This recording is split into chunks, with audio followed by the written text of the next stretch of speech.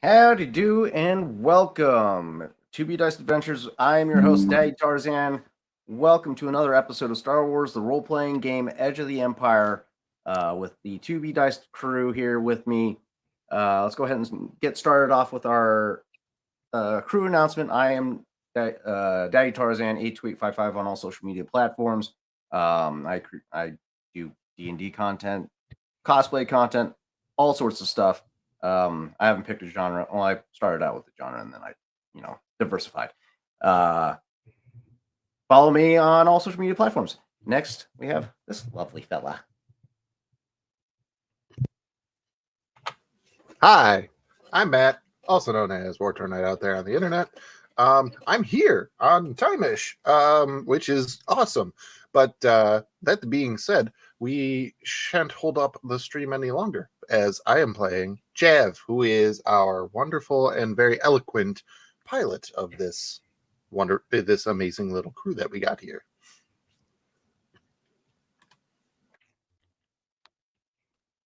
Hello. Salutations. I'm Oz, also known as Son of a Ghost. You can find me. There we go. You can find me on the Tiki Talkies right there. I am playing Rawl, your verbose, outspoken, very brash marauder character. He likes to just jump in and get in there and get his hands dirty. So it should be a fun time with this fun race we're having today. Hello, everybody. I am Victor underscore the Story Weaver on TikTok, and you can go there to see how my mind loses itself and then finds itself in the gardens of some other personality. And I am playing Ojo or Ojo, whichever. He doesn't have a preference. He is an assassin of the group. Not as verbose and charismatic as I would like him to be, mechanically speaking. So I'm going to try to play him a little more as he is actually built and made. I hope. Or don't. Or don't. Or just, it'll buff out. It'll rock. It'll buff out. Nice. Hey guys, I'm Dia, also known as Diego.cos on all social media. I play as a Braki bounty hunter, who is specifically a gadgeteer by the name of Dove. She's one of our more intense party members who's more likely to shoot first, ask questions later, or prefer not to ask questions at all and just get the job done. She's fun. Indeed. We also have several guest stars on occasion, one of which is Taylor, also known as Narnia Pinup Girl, who plays Deveronian bounty hunter as well, by the name of Talma. Currently operates as a liaison to the ISB that the Core Atlas crew was contracted to act as a guiding hand for the Empire. That being said, we got the introductions out of the way. Let's go ahead and roll out the intro. We'll be right back.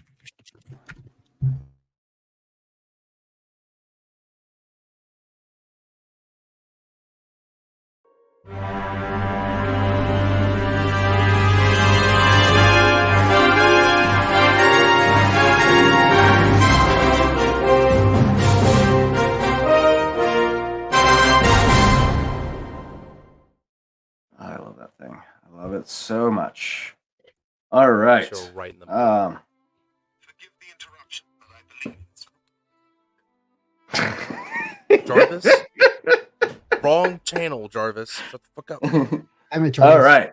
I mean, he said forgive the interruption, so at least he was polite about it. It's fair. Was.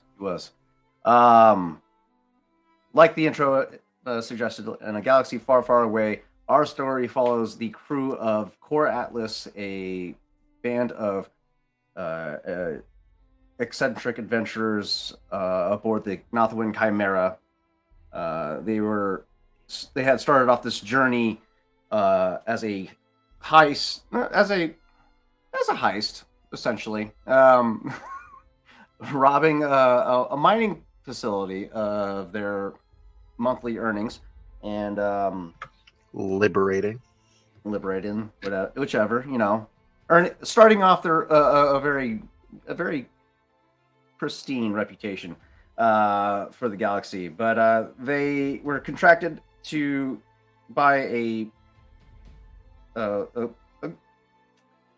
half-witted hut by the name of Bargos, who was simple enough to purchase into a mining facility that he had no business being an owner of. They fulfilled the mission, although at the end of it all, they did end up failing the mission due to showing up with less than ideal numbers that Barcos was expecting. Immediately after, they had met up with the ISB to discuss further relations with one another, as well as revealing to them that the plan for them was to help influence and guide certain events to help ensure the removal of the emperor from the seat of the throne of the empire.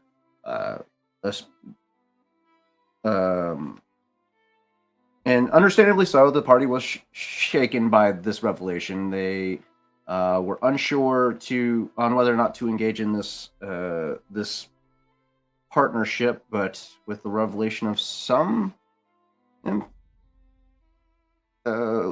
dubious information, one information of which was blackmail of sorts towards a child, which two party members of the Core Atlas did not find agreeable at all.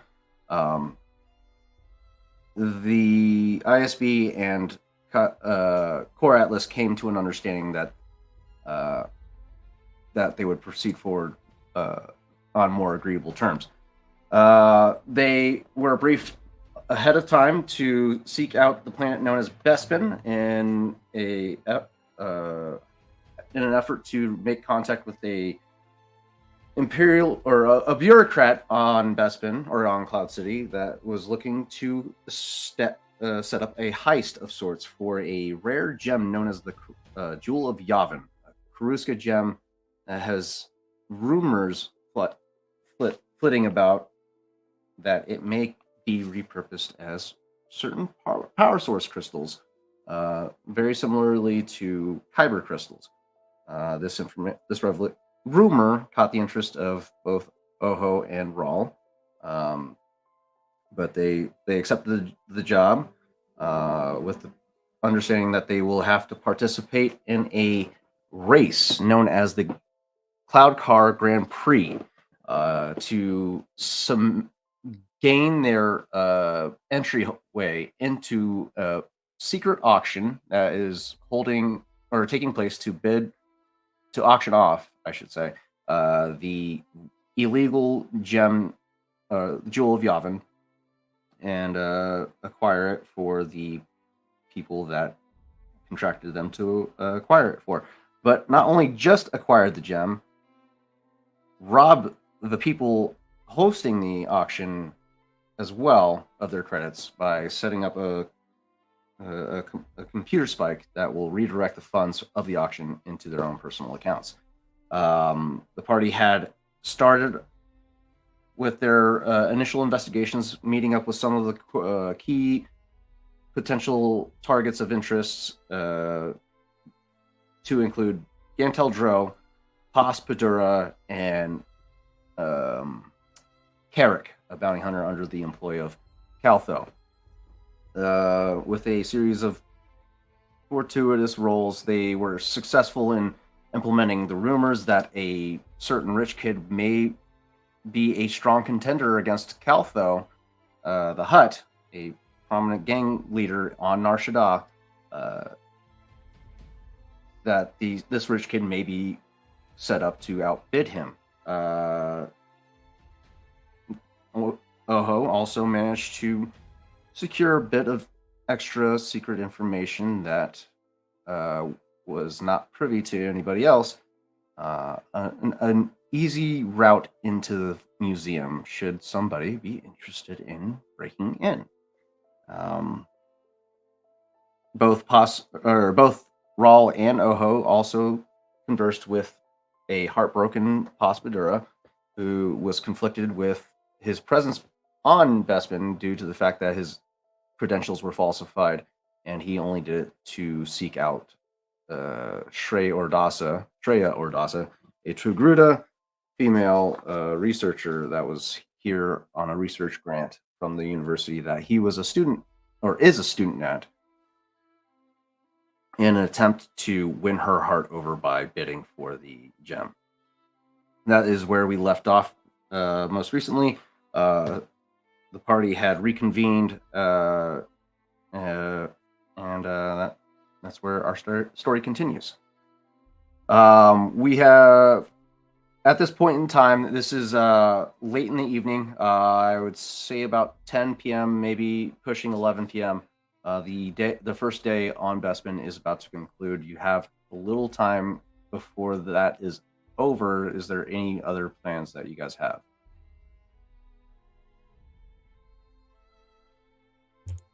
How much time did you say we have left? There's only, I would say, probably about 2 hours left in this day. If you want to get some sleep in and get the day started back off at 8 a.m. the next day, do a little running around for another 2 hours and get some decent sleep. Or you can push through the night and continue whatever you need to do and just have a late start in the evening the following day. The world is your oyster. Well, this isn't 5e, so we don't suffer from exhaustion. Kind of. different form of exhaustion. Still got a strain threshold. Yeah, That's true. That's true. But at least this is the strain threshold more forgiving, right. than 5e. Right. Do we have all the firepower that we need? I don't. I mean, to fully gauge what you're going to need, you're probably going to need the museum floor plan to figure out That's weak right. points and whatnot. That Because was we were Dub's. unsuccessful in acquiring that. Dub's job. I would say that probably after the information that Oho has gathered from Drow, he would probably want to gather the group and relay the information before the night is over. Mhm. So yeah, you guys get caught up to speed with the conversation that Oho had with Gantel. The Morris Grayson, despite being hired on by this imperial bureaucrat, has ultimately ignored all the warnings that Gantel had pointed out, or all the weaknesses that Gantel had pointed out in his security systems, and has become displeased with how little regard Mars is showing to these concerns. He also tells you about how Gantel revealed that if somebody were interested in breaking into the museum, the garbage chute at the back of the museum is the most likely entry point, as it is the least guarded. He also divulges that the Defel recommended that you seek out a slicer, somebody that is skilled in breaking into computer systems, and you have two potential contacts that you can seek out. One of which is fairly cheap, but not as reliable. One is very expensive, but his reputation does precede him. So you have two potential point of contacts that you can reach out to help you acquire the museum layouts that you need, and potentially help you with the rest of the heist later on down the road.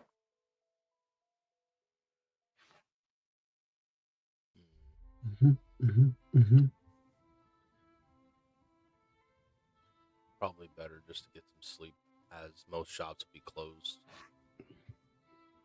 Well, Do we- these people operate on the underworld, so I mean, there's a possibility they're up. Out of curiosity, do we know? Have we gathered so far anything about whether or not when the auction happens, the gem is it going to be on display? At the museum, Mm-hmm. that is something that Aris and Arend would have disclosed to you that yes, it would be at the museum itself during the auction. Okay.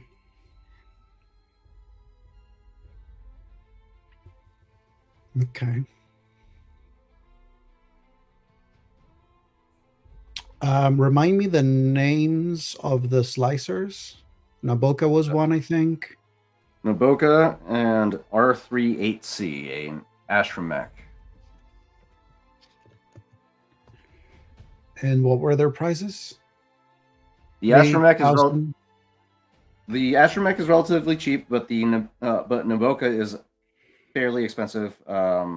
Gento told you that he typically runs around three grand to employ.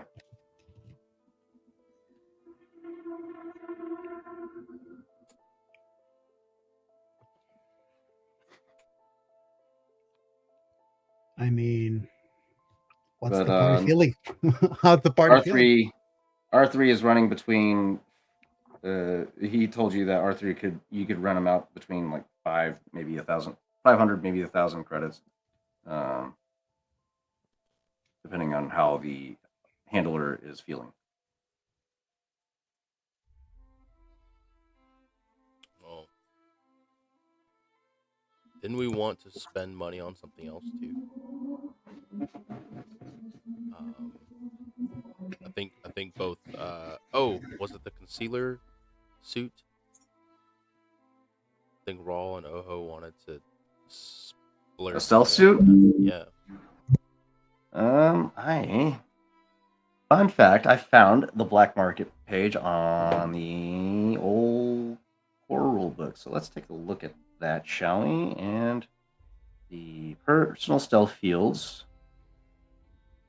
rarity of 9. Okay, what's Bespin's black market rating? You said it reduced twice. I believe so. Let's see. Galaxy map.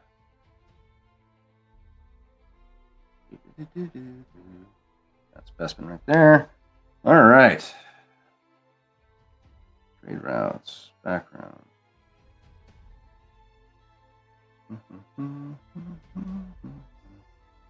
Okay. Ooh, they got 12 hours in a day.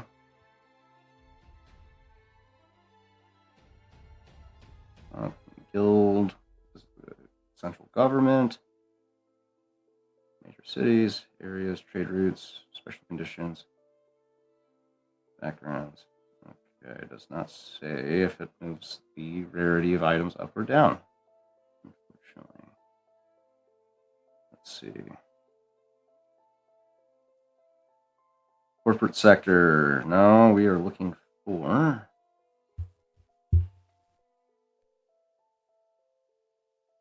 Bespin. There's so much information on planets. Okay, I'm going the wrong way.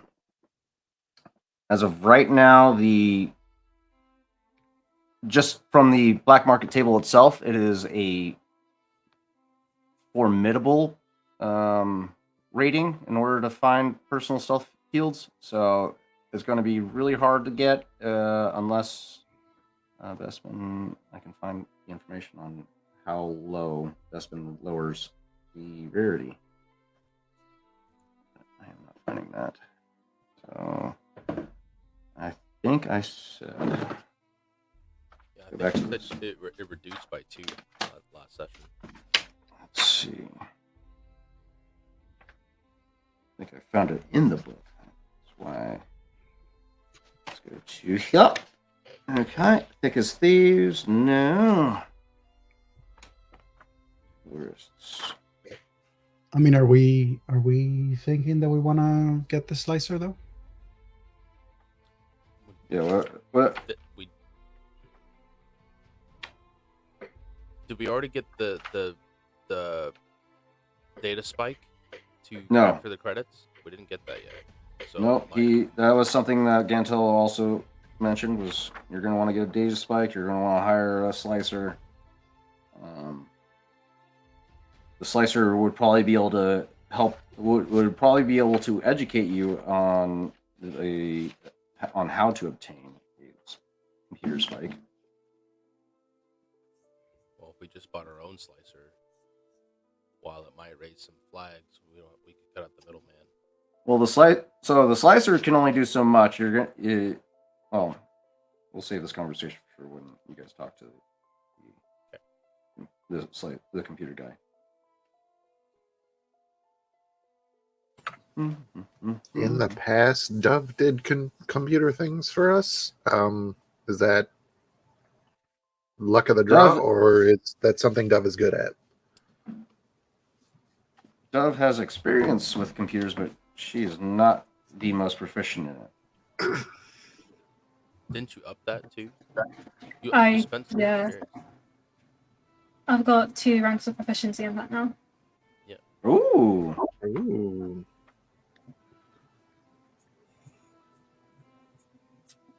I mean, it doesn't look like we can. Oh, go ahead. I was gonna say Olho's stealth is pretty decent.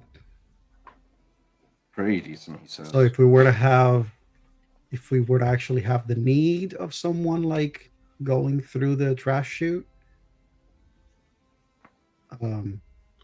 chances are that potentially Olho would be the logical choice if we're looking for someone to go in after the auction to then take the gem.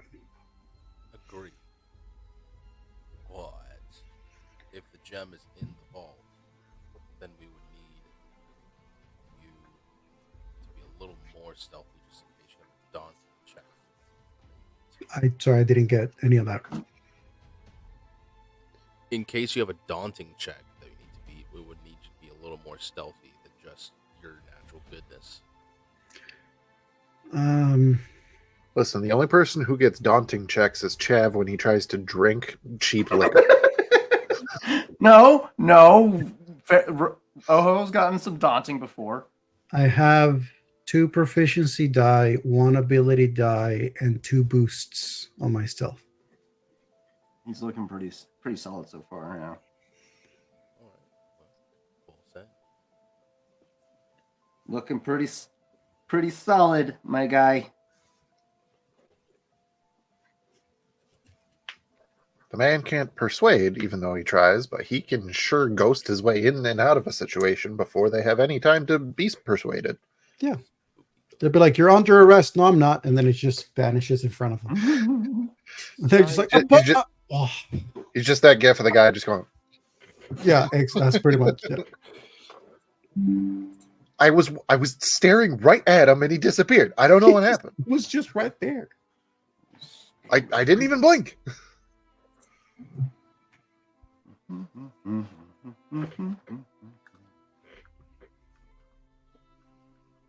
So yeah, so when it comes to the getting in there, yes. So if the gem is in a vault, then that would be definitely a situation that if we do need to get through a door, we would need to have some sort of data spike or anything that will be reliable for that. Honestly, that's a good point. Even if we do hire somebody who can do the computer stuff for us, how do we guarantee that they can get where they need to go? Well, the question is, do we need that person to be at the location, or can that person give us a spike that any of us can use with the programming required for the thing to be removed? Just give us a USB drive that has all the things Right. we need. Yeah, so that's like technically like quote unquote a data spike that or something that can be input into the vault or whatever. So basically like the disruptor, so that if we don't need to have the person come in. We could literally have, if Olho is going to be breaking in afterwards to try to get the gem, he doesn't need to worry about having to bring someone along to break it through the door. He just needs to make sure that he doesn't get detected. That's fair. Because then it's a matter of like, oh, okay, so we're trying to break in the middle of the night to try to get to the door. One of the people is good at stealth, one of the people isn't. So all of a sudden we have another problem.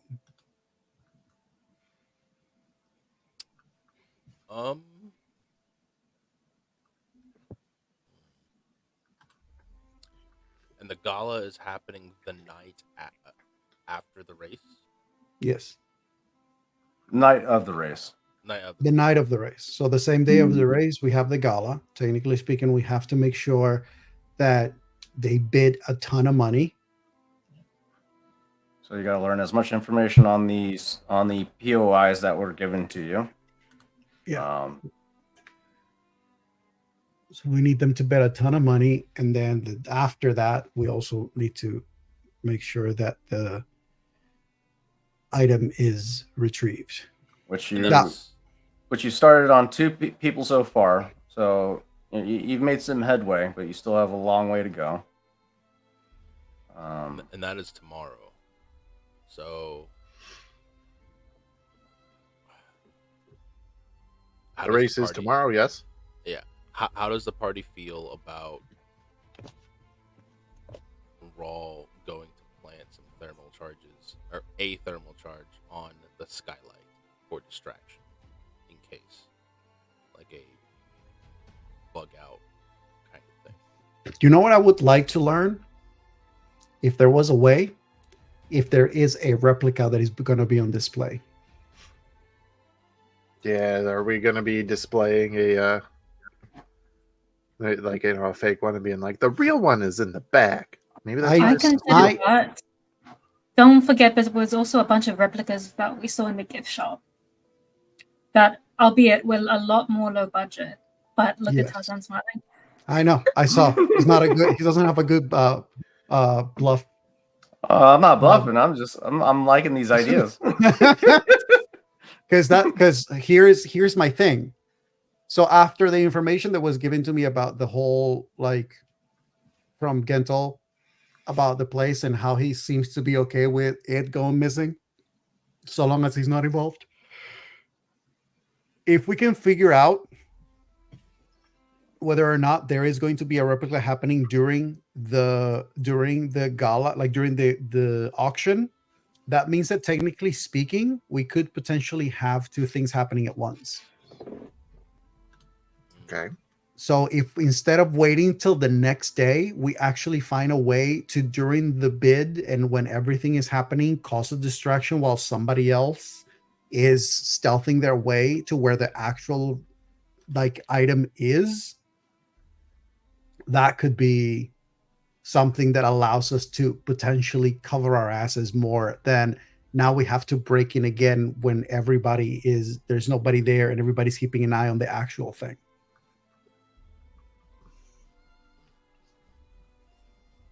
That's a good point.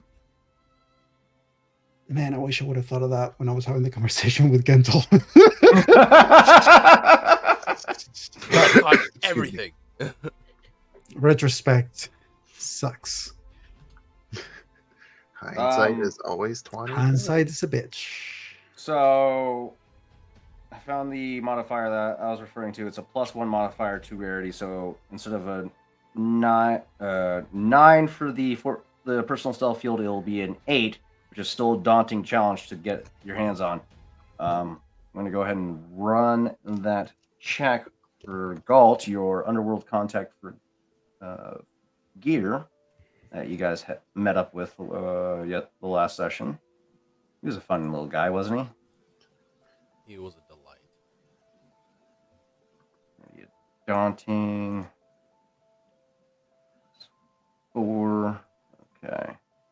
This is going to be streetwise. Those things are unstable, though, because any failure that you roll while you're stealthing with that could potentially have this field just disappear. Yep.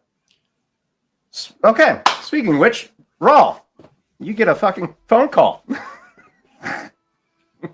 It's your enemies. This Hello. poor guy. Hey, this happened to be the certain gentleman I had the pleasure of discussing business earlier today. Depends on what business you mean. The discussion of acquiring certain illicit goods. I mean, this is the burner that I fucking gave you, so clearly it is. All right. Yes. Bad news, guy. Not able to get my hands on the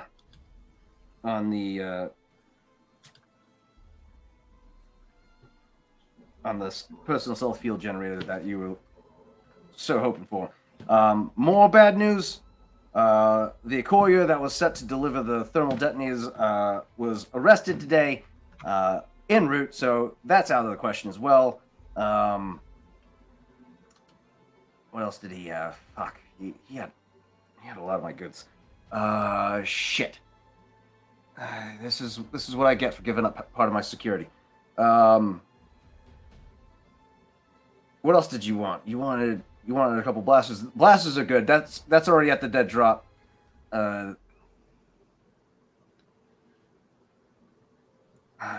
Help me out here, guy. What else did you want? I can't remember. I don't have a receipt for you. I do believe we had some slug throwers that you wanted Yeah, that's fine. to throw in. The guns are good. The issue that arose was the explosives, and I couldn't get my hands on a personal stealth field. Stun grenades. Explosives. Sorry, bud. Wait, who was that? That's my brother. Oh. He's- You twos with brothers? All right, that's cool. All right, yeah. All explosives out of the question. Sorry. Right.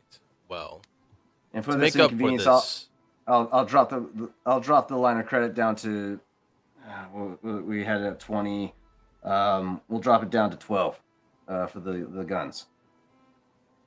appreciative. To make up for the missing thermal detonators, do you have any extra protection by chance? Some kind of armor that I could purchase from you? You want body armor? Why didn't you say so? I could have gave that to you on the spot. My better belt enforcer has like Well, two in sets in, of. re- in retrospect of what job we're doing off world, we discovered that we are going to need some extra protection going into some heavy firepower.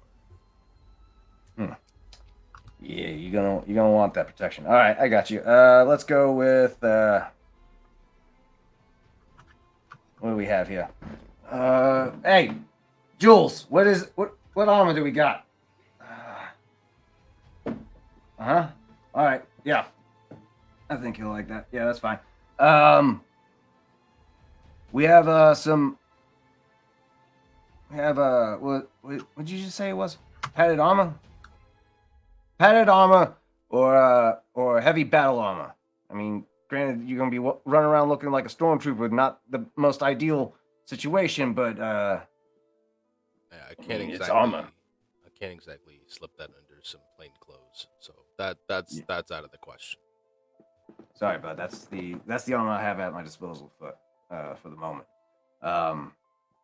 It's gonna be a while before I can get resupplied, given the heat that I just accrued. But just keep the burner on hand.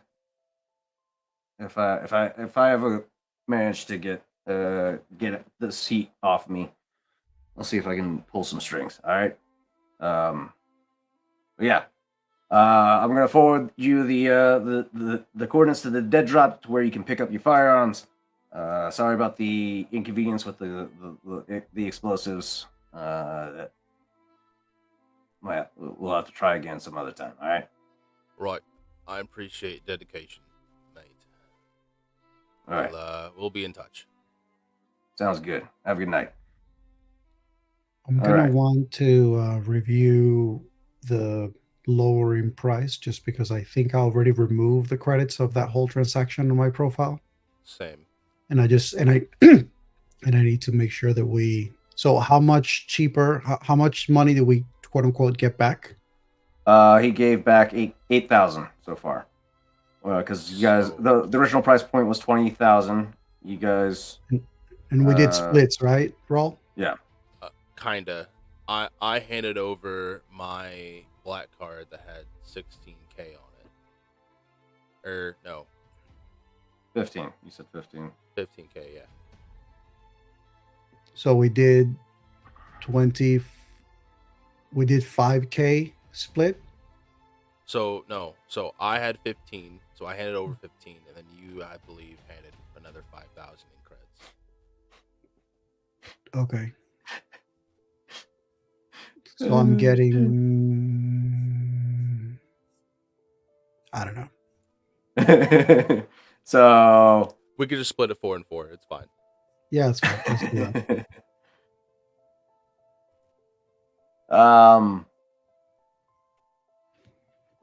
At this time, you'll receive a message with a very cryptic series of numbers that you can only discern as coordinates to a dead drop to where you can pick up your goods. With a little message saying refund stashed with the drop. So you now know that your weapons are on standby and that you have 8,000 credits sitting with the dead drop as well.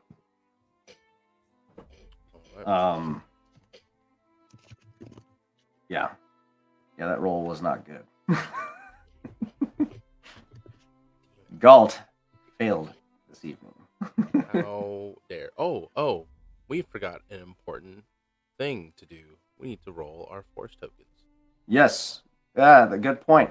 All right, Yes, everybody, let's sure. go ahead and roll our first force tokens for the day. There's 4 of you, so 4 each. One of you gets a force token. And let's find out how we. Ooh, 1 dark, 1 light. Okay.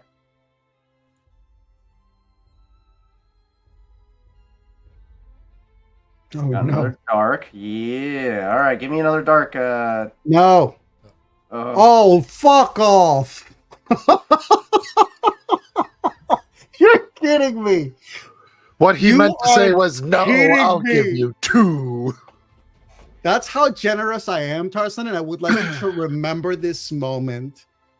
Next time that you're distributing XP, I just want you to remember how generous I was to you with a DM with my force die.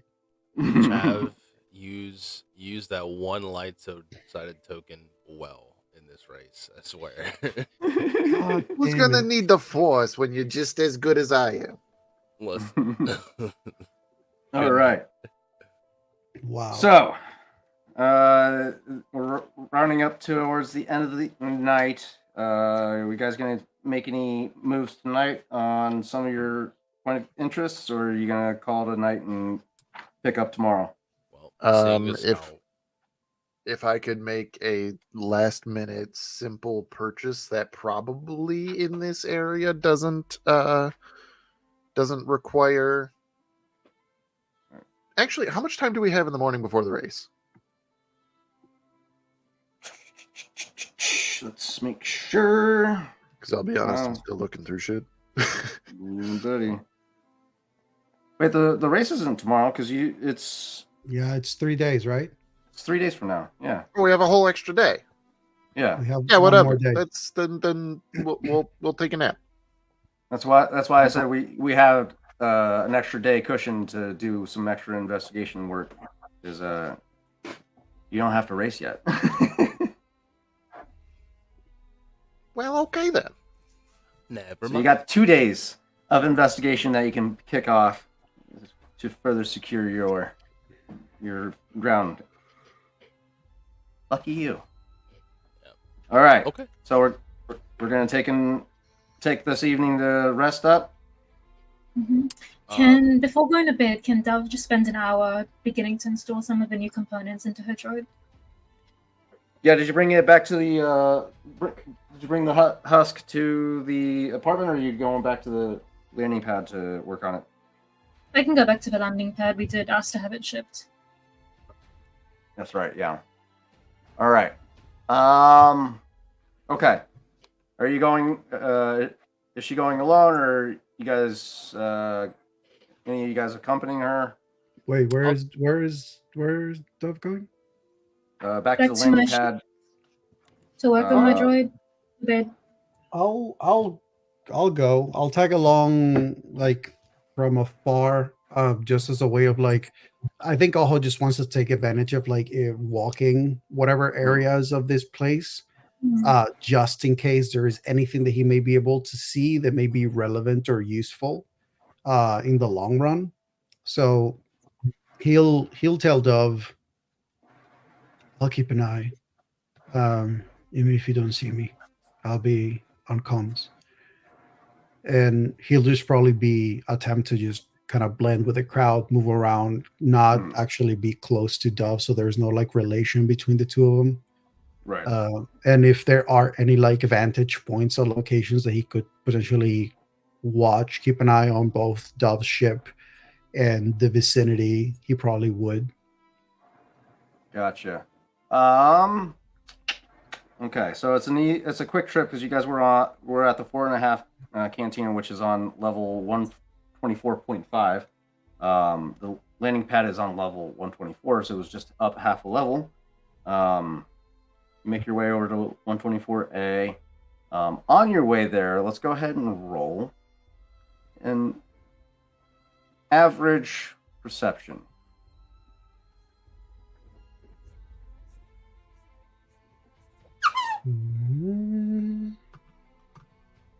Two successes, one advantage. 2 successes, 2 advantages.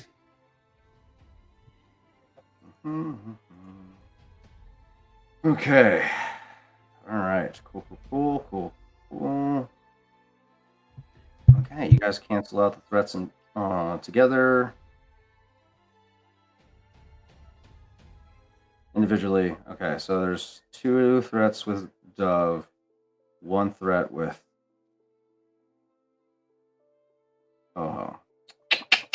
Okay. Cool. You guys make your way towards the landing pad where you last after this long day. Dove, standing at the what's it called? Landing pad docking area or control point. There we go. Landing pad control point. You see a Trandoshan male figure currently engaged in a game of Sabak or Pazak, with 3 Nikto individuals standing by him. A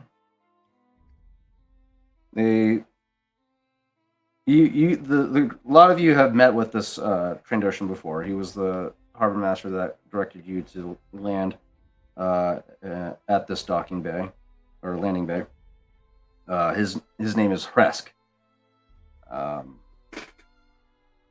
You normally can find him in the control tower, but as of right now, he's been sitting at the control point to enter into the landing bay. And you see these Nikto individuals. For those of you unfamiliar with Nikto, they have this very leathery-like skin with thorn-like protrusions around the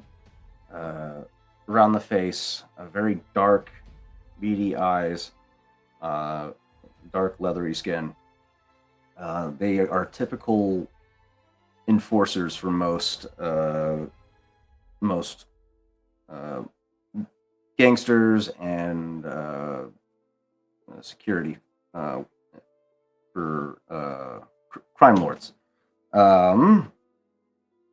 As you approach, seemingly by yourself, these 3 Nikto individuals break away from Kresk and start spreading out in front of you, heading you off from the landing pad. Just going to my own damn ship. You lot got a problem with that?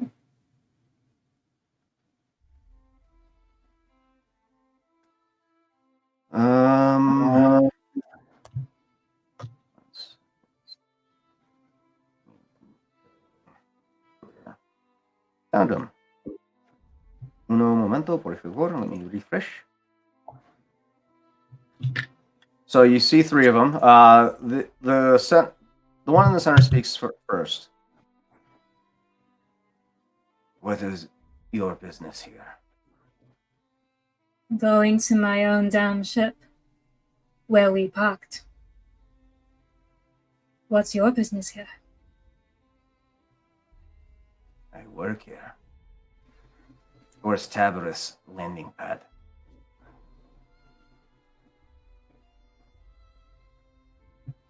Say that again and didn't catch it. I work here. This is the Vorst Tabarus landing pad. Yes, I'm aware. You seem to be behind on your docking fees for the day. Is that right? Mm-hmm. Is he trying to swindle me? What Is that what this is? Is he expecting a bribe? Roll me I believe it's vigilance. Is it vigilance or cool? Cool. Hard, or hard cool. Cool. Oops, not that. Please hold. Just gonna contest by his. Is a serious Coercion. success to tools. Where's your coercion? There you are.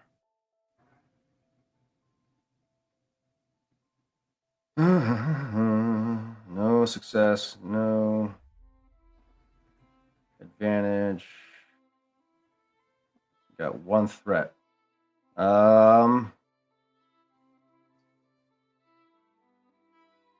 Oh, you can roll cool as well as your.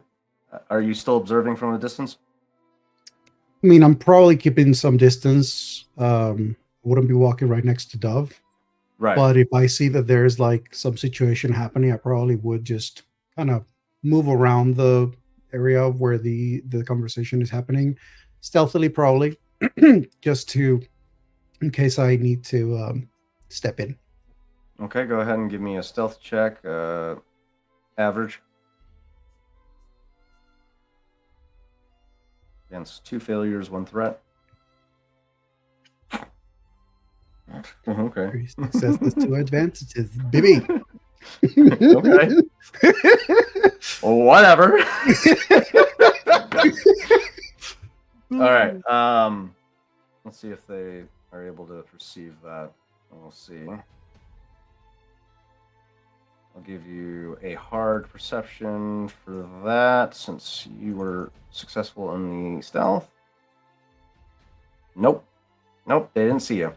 Look at that. There's 3 of these guys. Right. All right. So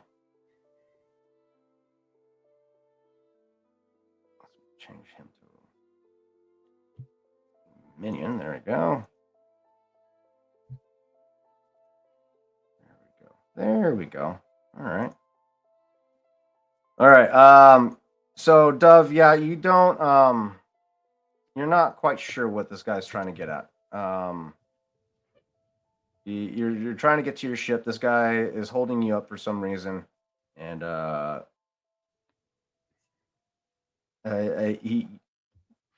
give you that. You get a sense that he's trying to use his boss's name, Vorst Tabareth, to get a rise out of you, or get some sort of reaction out of you.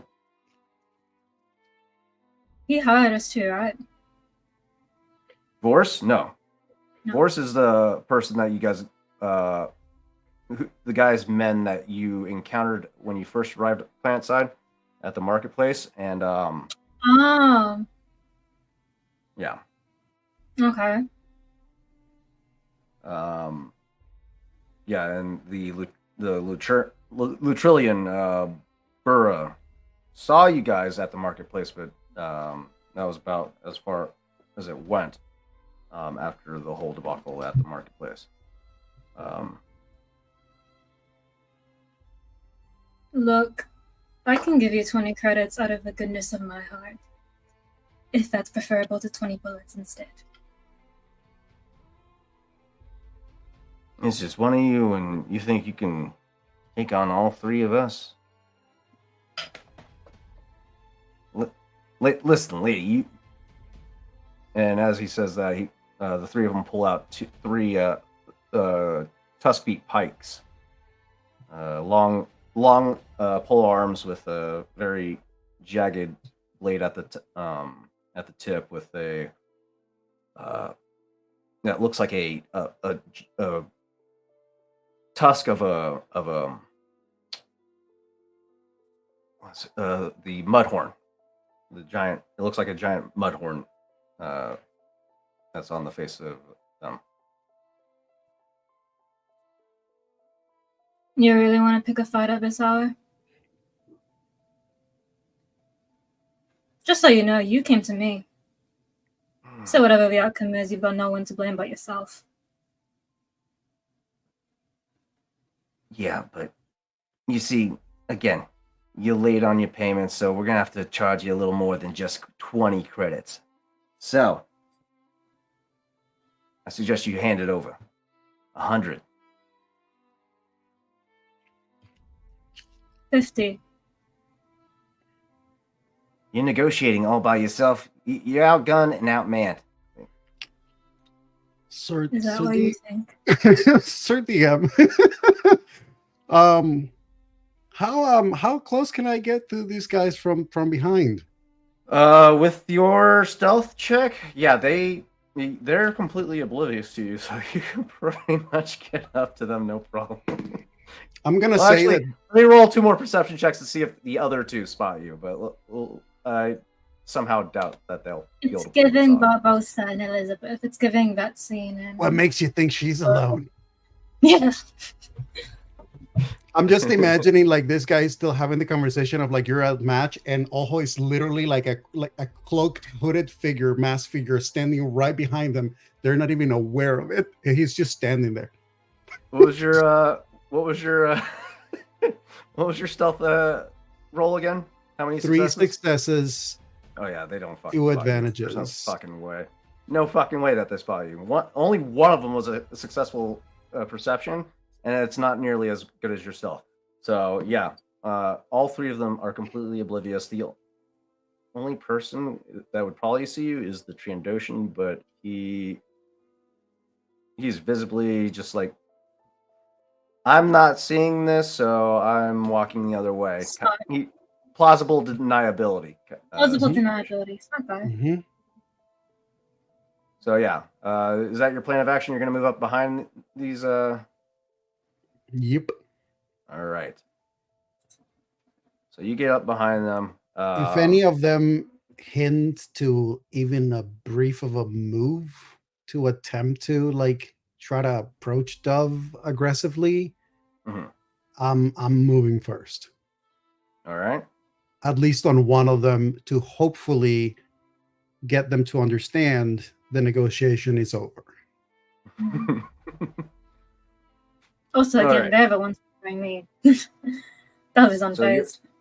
You are in engaged range. Okay. Dove, you're currently standing about short range from them. And these three Nikto are about short range from each other. So it's like you guys are basically. Are you getting behind the middle, left, or right, Nikto? Whichever the position they may be in, Mhm. whoever's the one that's further back.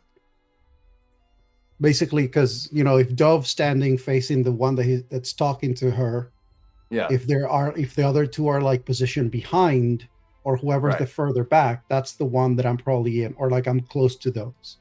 Gotcha. So their current formation is going to be a flying V. So the two legs of the V are going to be back towards you. Yeah. The center guys, the point guy is the focal point.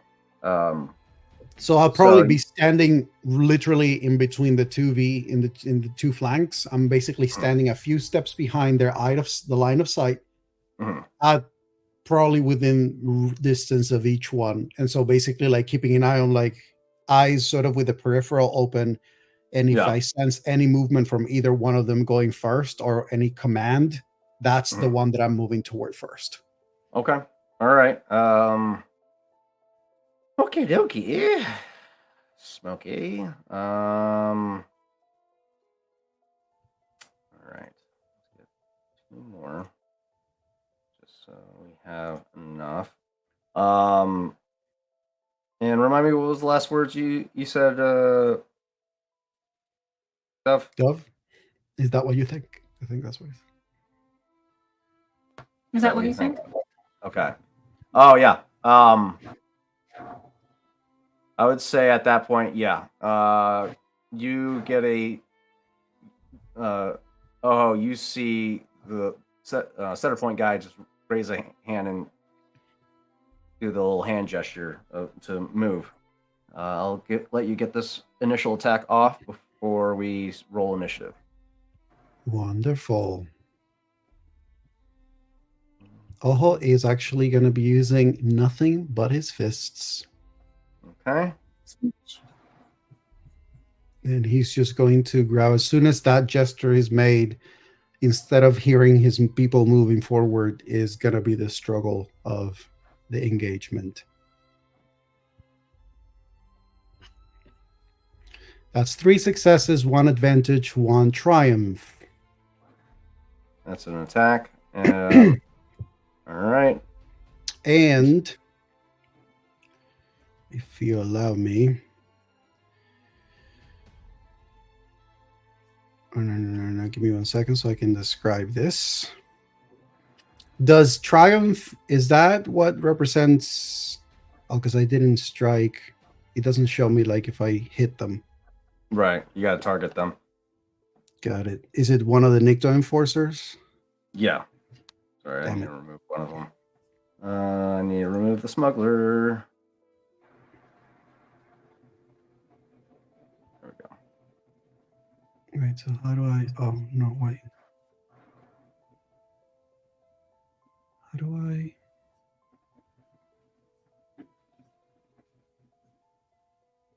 How do I target them? So you click on the enforcer himself. I need to name them. Sorry, give me 1 second. Let me name them real quick so it's easier to understand. Why does it change my brawl though?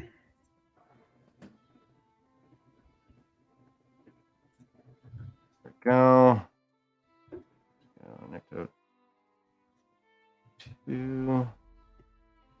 Oop. Go back.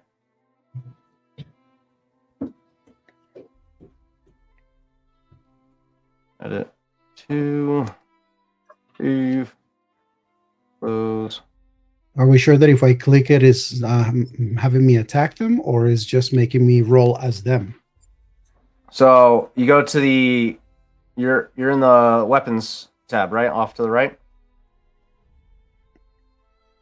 Off to the right. Ah, Yeah, there we go. there's weapons tabs. There you go. Now we got it. Then you select your target. And then you select engaged. Darn it.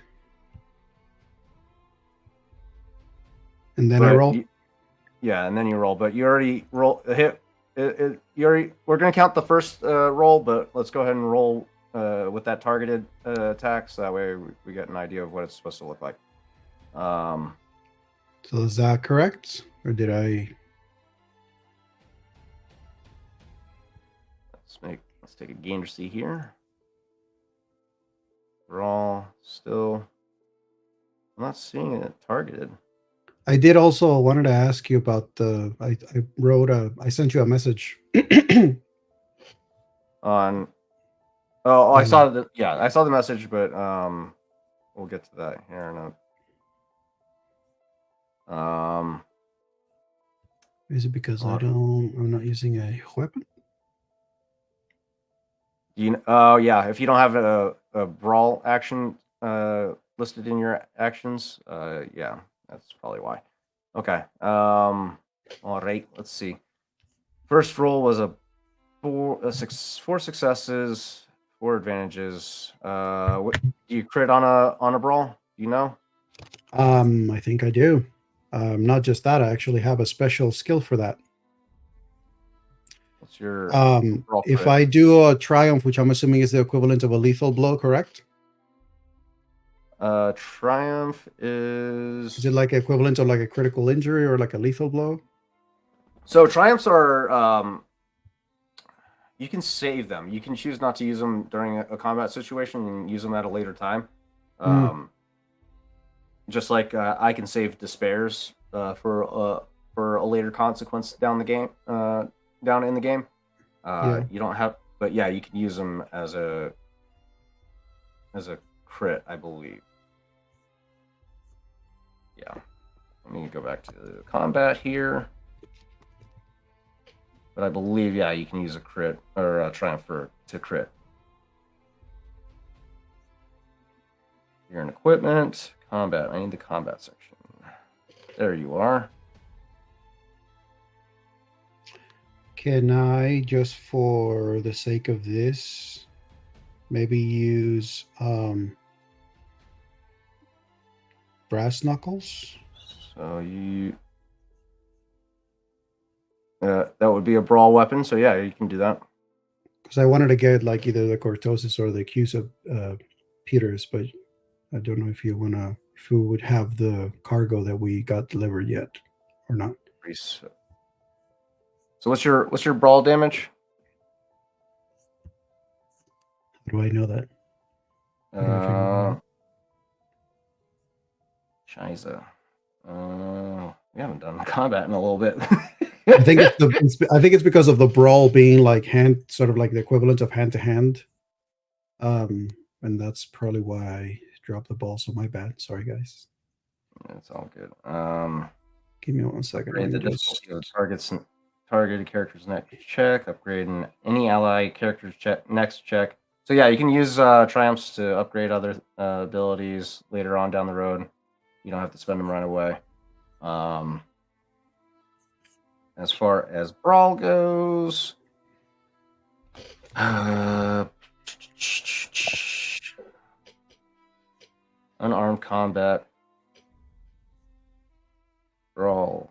Although there are some in conjunction with brawl, I just need to know how you calculate brawl damage. I'm adding brass knuckles real quick. And then I'll roll with that if that's okay. Okay.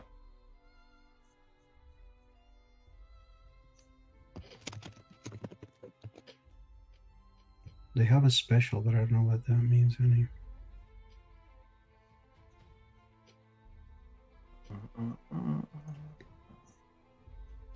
Okay. So.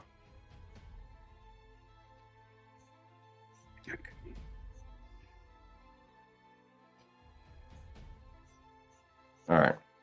While this is going on, let's everybody go ahead and roll cool or vigilance, your choice, and then the Nikto are going to roll vigilance because they were not prepared for this attack.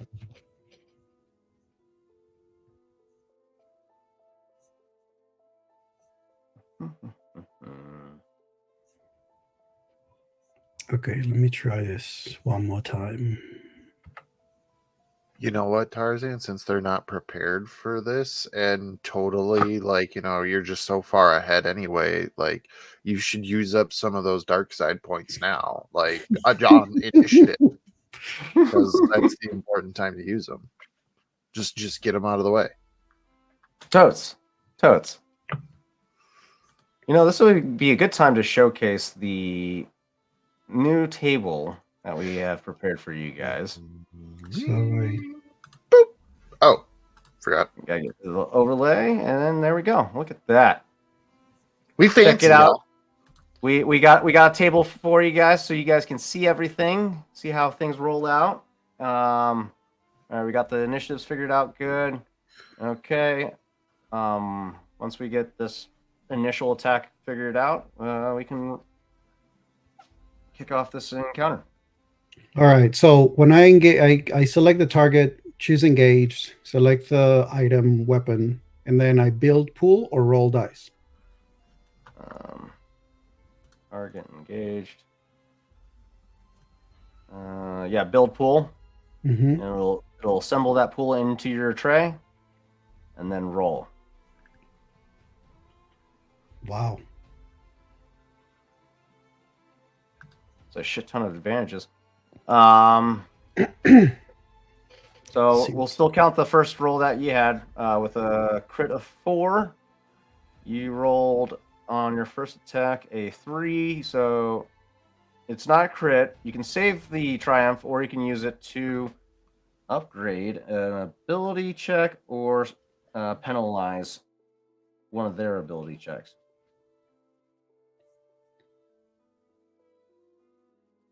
I'll penalize. So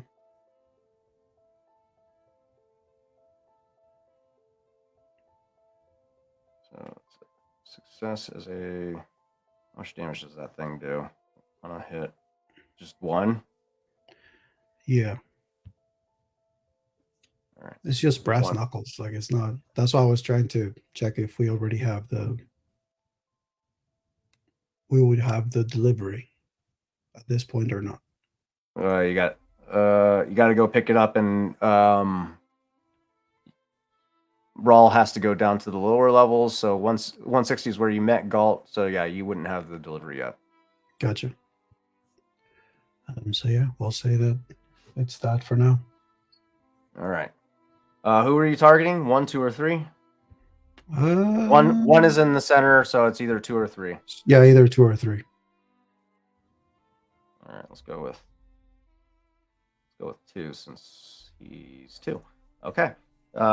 He's injured. He's got that point of wound. Okay. That caught him off guard. All right. We got the initiative rolled out. We got an NPC up first, and then you guys can figure out who's going to go second, and then you got 2 NPCs, and then 4th or 5th. All right. Let's go with NPC 1. To Nikto Enforcer 1. He runs up, not aware of Oho behind him. He's going to go at you, Dove. That's Talma. There's Dove. Run up to engage. Coming at you with the Tusk Beast Pike. Let's see. Build pool. And roll.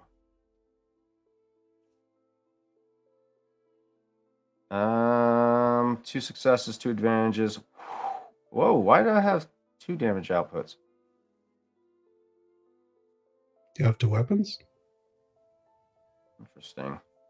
Oh, I didn't delete the last description. That's why. Okay. It's just the description twice. So 2 successes. That's a total of 9 damage. Advantages. No crit. You got a defensive 1 and a knockdown. What does that mean? How fun. Build pool. Trash that. Okay. Cool. That was at Dove. That was his maneuver and attack. Next initiative, player. Oh yeah, we need battle music. Shit.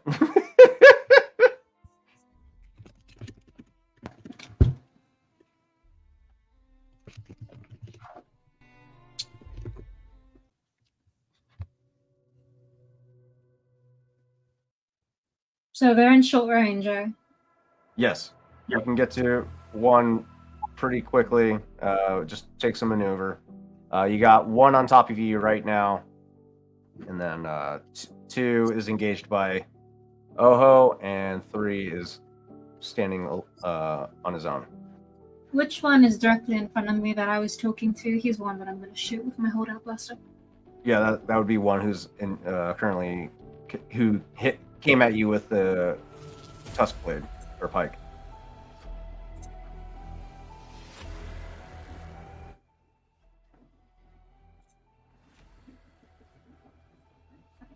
So- 0 successes on that shot.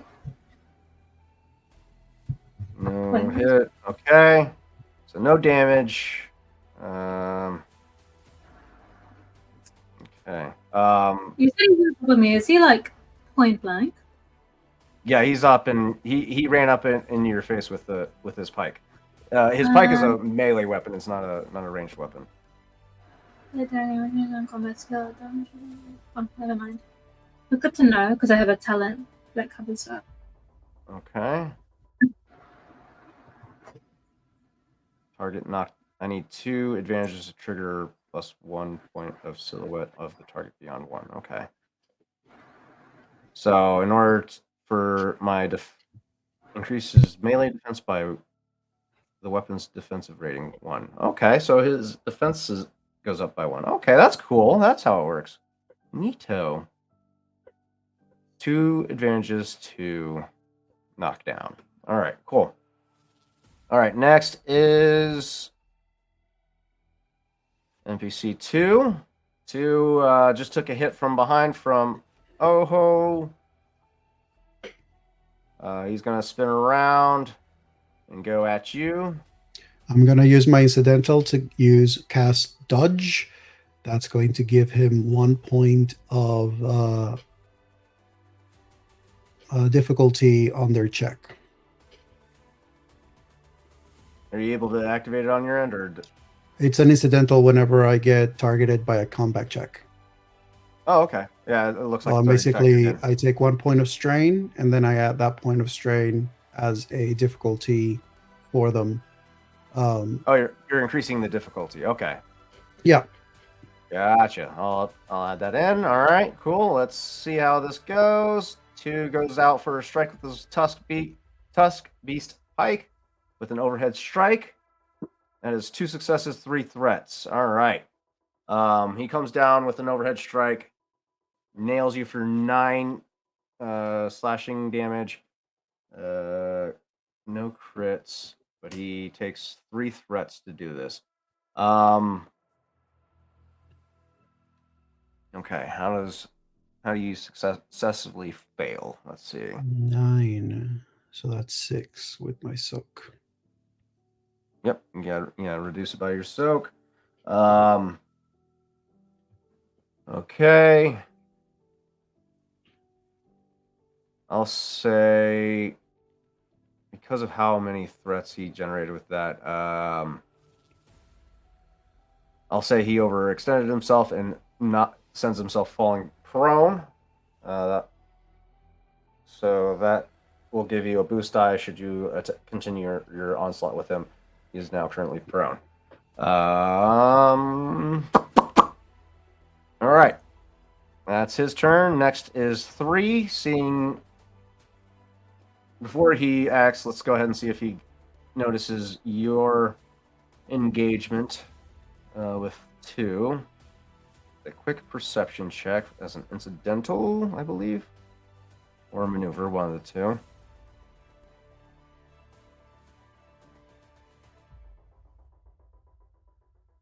right. 2 failures, an advantage, and a triumph.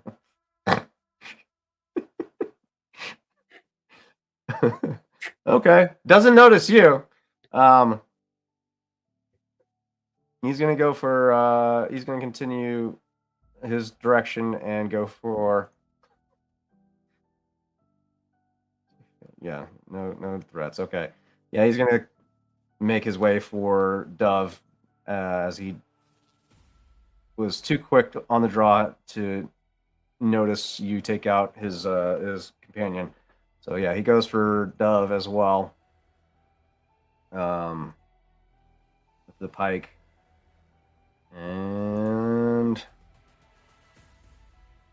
because I'll save that triumph for now, but we will upgrade a proficiency with a light side or dark side token. And it's 3 successes, 1 threat. All right. Dove, you take an additional 10 points of wounds, minus your soak. No advantages. Okay, cool. And 1 threat. 1 threat. The last one was 3 threats, and he went prone. This one only has 1 threat. What would you say after taking such a hard hit from this enforcer? How would you find yourself in a favorable position? Because this is going to be a successful hit on his end at a cost.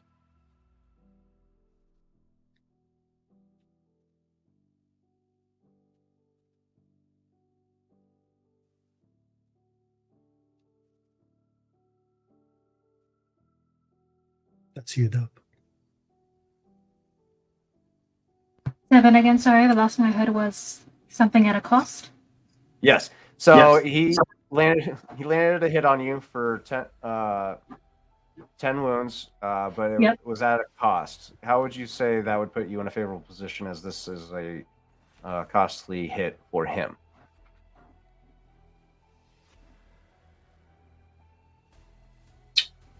It would be nice if he tripped and messed up his balance. Okay. Yeah. Okay. He overextends himself. He doesn't fall prone, but he over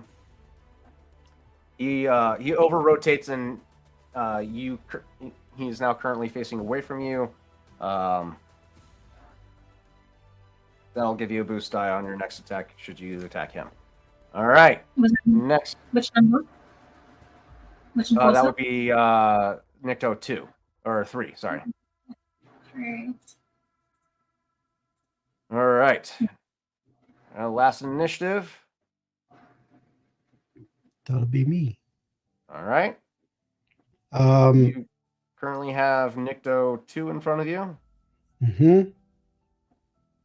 So I'm going to say that noticing the increased violence, that it's not just a bruiser thing, but full-on pikes and weaponry.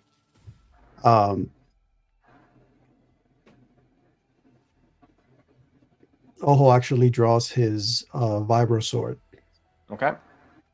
And he is going to engage with Nikto 2. Okay. And did you say that I have an extra die or like a something from previous? You fell prone or something?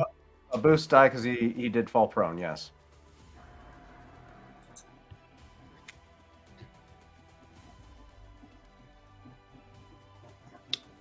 Wonderful. Oh! So here's a beautiful thing about critting with this particular weapon. Oh, you did crit. Shit. Yes, I did. Yes, I did. So with this particular weapon, Sir DM, one of the things that I possess is that when I hit a crit, I add 10 points of damage for my lethal blows assassin ability. Owie. So that will be the 7 points of damage plus 10. So that's 17 points of damage.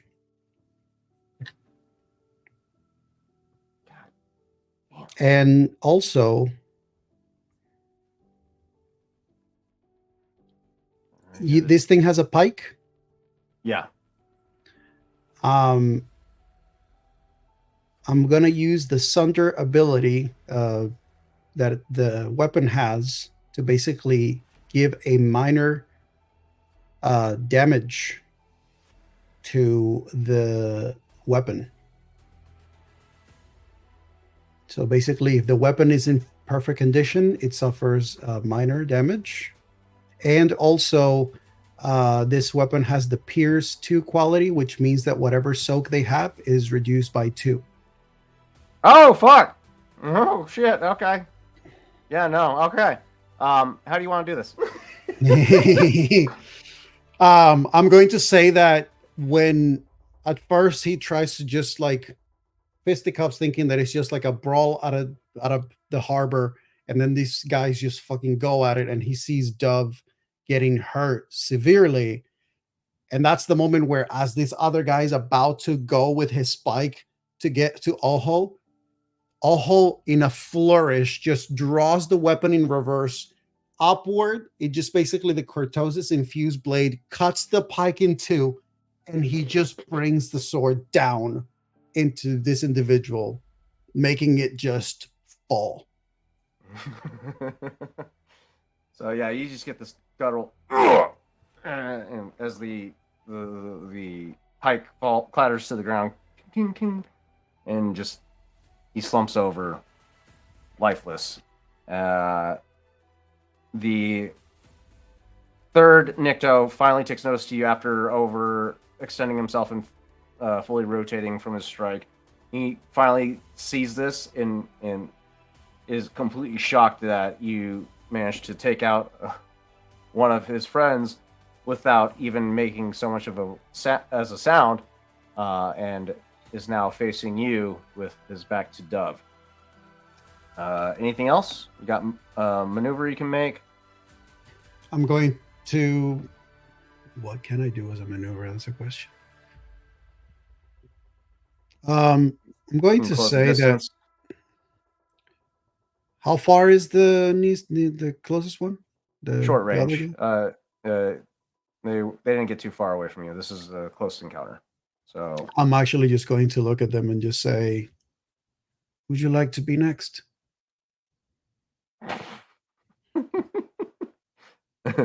all right. That's one down. We're back at the top of the order. We got two remaining. Go ahead and remove this one out of the initiative as he is dead. Let's see. Starting off with Enforcer 1, he's currently engaged with Dove.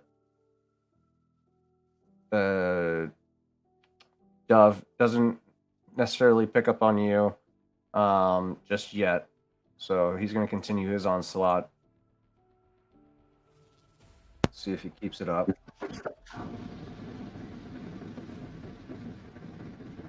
And it's going to be no successes, one advantage. So he, from his initial strike, it was a downward lateral strike. He comes around with a cross lateral again, but you manage to sidestep it just in time. And he positions himself to be on the other side of the Nikto that had overextended himself and basically provide a barrier between him and you. So you have no choice. To get to him, you're going to have to go through Nikto 2. So that's his turn. Dove, you're next. How do you want to proceed? Still short range? Still short, in engaged range, yes.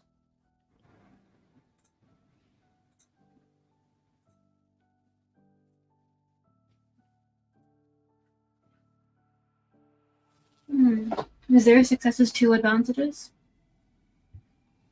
I will say if you want to create some distance, you can do so without taking an I mean, there is no opportunity tax in this, but narratively speaking, you find an opportunity to create some space and get a better bearing on this attack, so you can move to short range if you want to increase the likelihood of you landing shots. Yeah, so she's going to just for narrative reasons, just kick him in the stomach and then flip away to at least Okay. short distance. Gotcha. All right.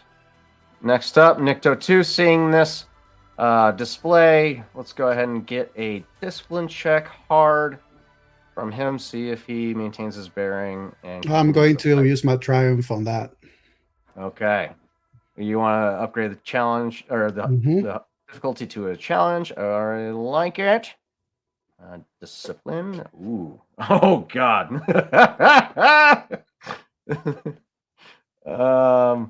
Woo. All right. You spend that triumph. Here we go. Oh. Yeah, I'm the threat. I'm the threat. It's me. Yeah.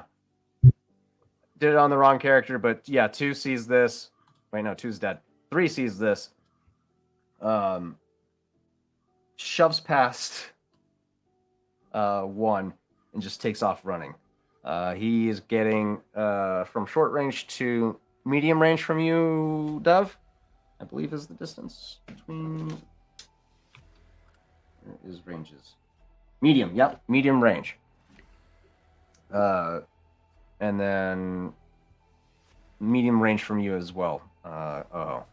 1 still remains. And it's my move, yeah? Yep. 2 ends his turn running away, or 3 ends his turn running away. It is now your turn. I'd say that as soon as I see that one Don't let him get away. Oh no,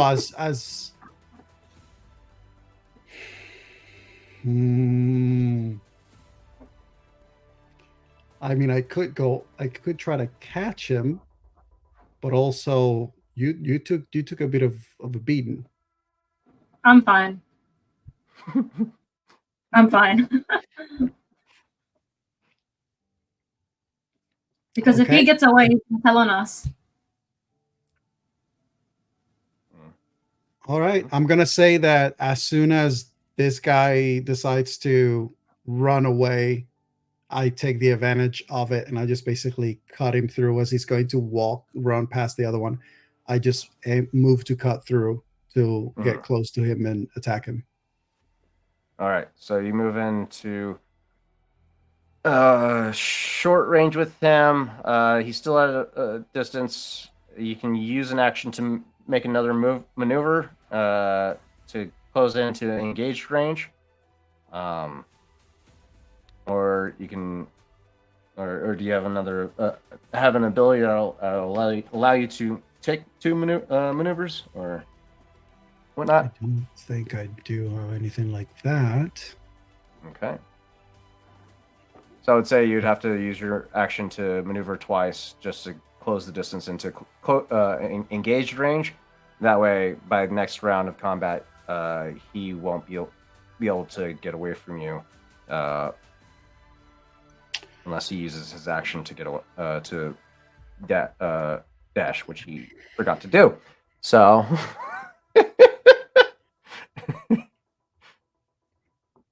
I mean, yeah, I guess I'll just. If I would have. Do you have any ranged weapons? We haven't picked them up. Shit. So yeah, I guess I'll just close range with him. Wait, didn't you get the light repeating blaster rifle? You didn't put it in your character sheet, did you? Oh, that's true. Yeah, no, I do have it. Okay. I do have it. You can light him up with that bad boy. That's a long range. He's currently medium, or is he long? Medium currently, because I forgot to spend an action to maneuver twice. So, but the light repeating, you can. I mean, shots are shots, man. I mean, sure. Why not? I'll go with that. All right. So that would be Enforcer 3. Enforcer 3, yes. That's.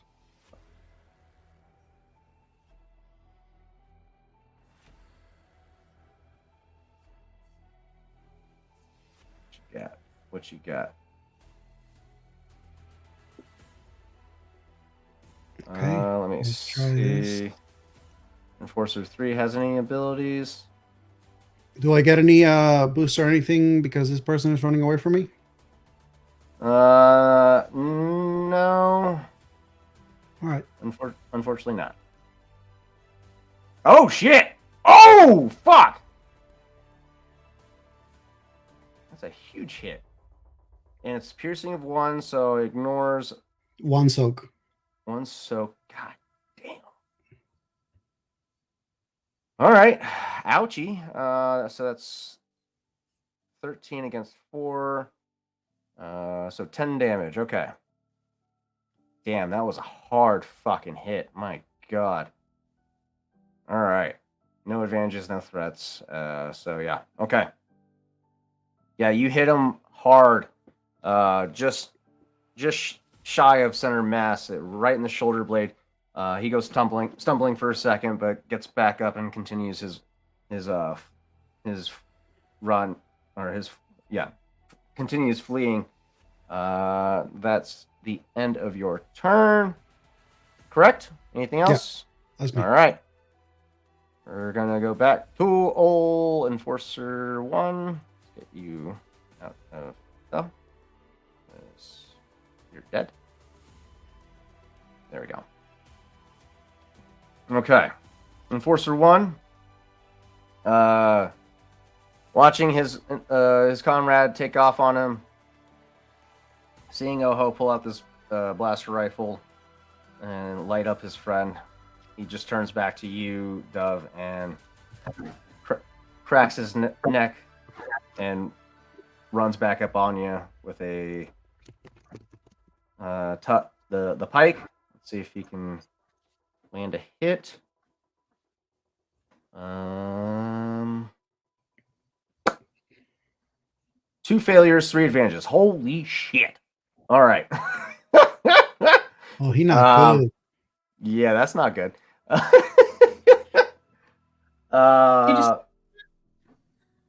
Shit. Okay, so that he fails successfully. How does that look? He doesn't get a hit on you, but he's keeping you busy with a series of thrusts and jabs with his pike, just keeping you on your toes, making basically if you try to make an attack with the blaster at this while engaged at this range, it will add a setback dice to your roll. All right, that ends his turn. Who's going next? That would be me. I'm gonna try shoot him Alright. again. Alright, If we you use get- a light, and we can up one of our ability dice to proficiency 1, right? Yeah, you can do that. Are you going to stay in engaged range, or are you going to move back out of range of his pike and take a shot? Am I able to move out to short range? Yeah, you can move. There's no opportunity attacks in Sweet, I'll do that. Edge of the Empire. Build you- tool, you- come on. You do a little combat roll out of the flurry and take a shot at this guy. Yeah.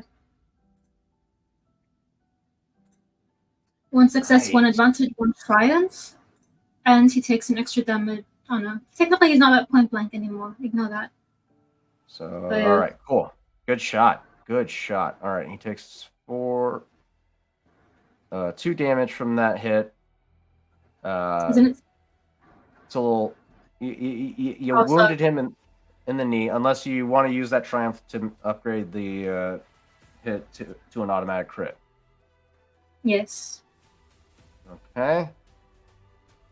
So how do crits work again? Crits are automatic full damage. Let's see. I need to know the crit modifiers.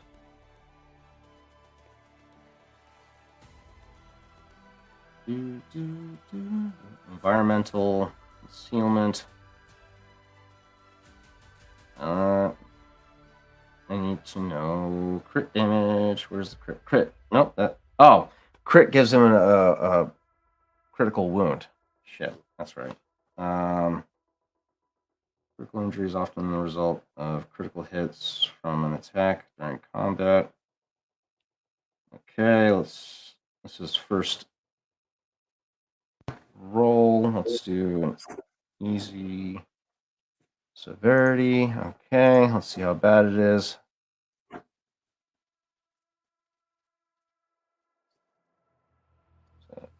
Oh wait, that's the wrong die. I need a D100.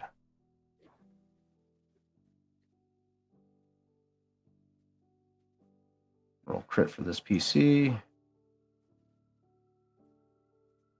Oh! Oh! Damn! How'd you roll so high?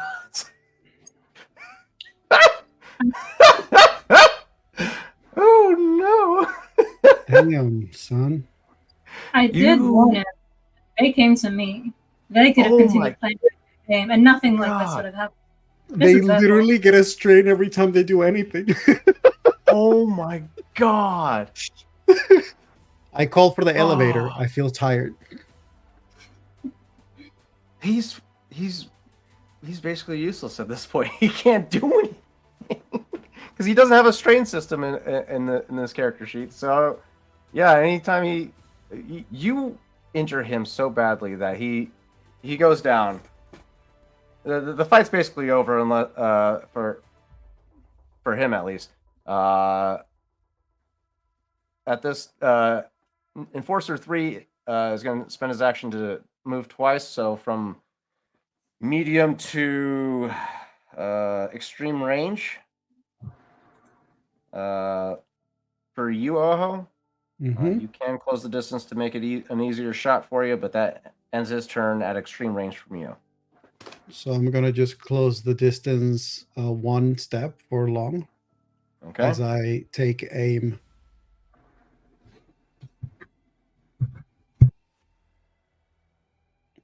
Oh, Oh really? my god. Wait, this makes no sense.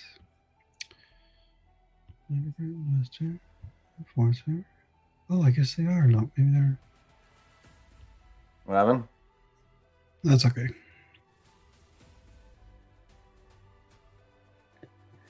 Damn, dude. All right. Okay. All right.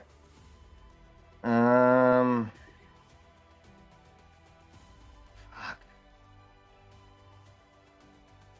Yeah. Don't know what it showed twice, but yeah.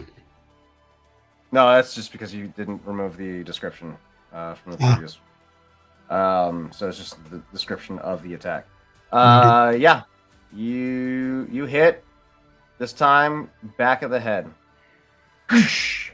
His head snaps forward and he just slumps to the ground like a burlap sack and just skids for a couple feet. This ends the encounter. All that remains is Enforcer 1, who is breathing heavily on the ground at your feet. Dove.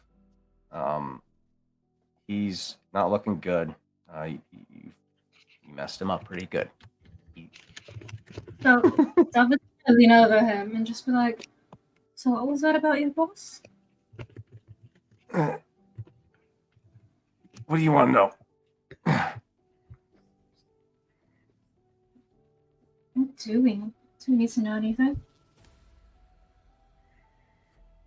I mean, contacts, slicer, positional knowledge of some of the people that are going to be at the auction. What ships do they know?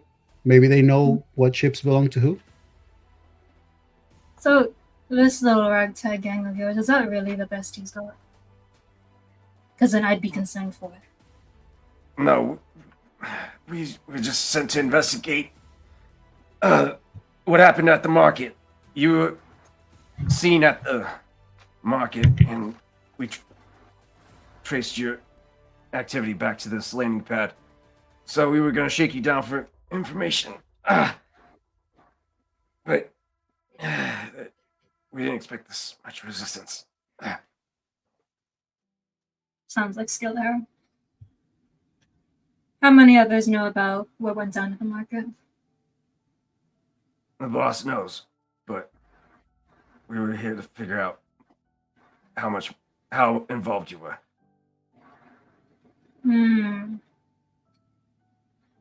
Hypothetically, if I were to kick you off the edge of this landing pad right now, how many people would miss you, really?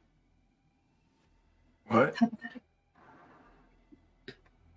No, just let me go. Just let me go. Don't. This doesn't have to get ugly. Let you go. Dove grabs him by the back of the neck and starts dragging him across the landing pad. No! Please wait! Don't do this! Sorry, where? Let you go where? Let me live. I can. And he starts getting desperate as he's trying to figure out any way he can get out of this situation. Is this landing pad like in a very like high location that like he could go like we could go to the edge? Like this is Cloud City, sir. Everywhere is high to add the effect of what Dove is doing, he will actually see as Oho is actually grabbing the bodies of the other two and taking them to the edge and just disposing. They're already dead. Yeah. So what 124 is at the is so landing pads aren't that far into the city as they don't want ships large ships flying into the core of Cloud City as any accident could cause catastrophic results and cause the entire structure to fall into the atmosphere of Bespin. So you guys are on the cusp of the silhouette of Cloud City, and as you approach the hangar bay doors, you'll see that the city structure still continues to go off at a slant, but it is such a steep slant that trying to gain any type of footing to stop yourself from falling off is nearly impossible. And you know that the atmosphere below is extremely acidic and will kill you upon entry, no matter what species of terrestrial that you are. This planet's not very hospitable for life of any type of life. Watching you guys drag these the other two, he starts thinking desperately, trying to come up with something in his mind. What do you need to know? I could. You want information on Voss? I could give you information on Voss. Just let me go.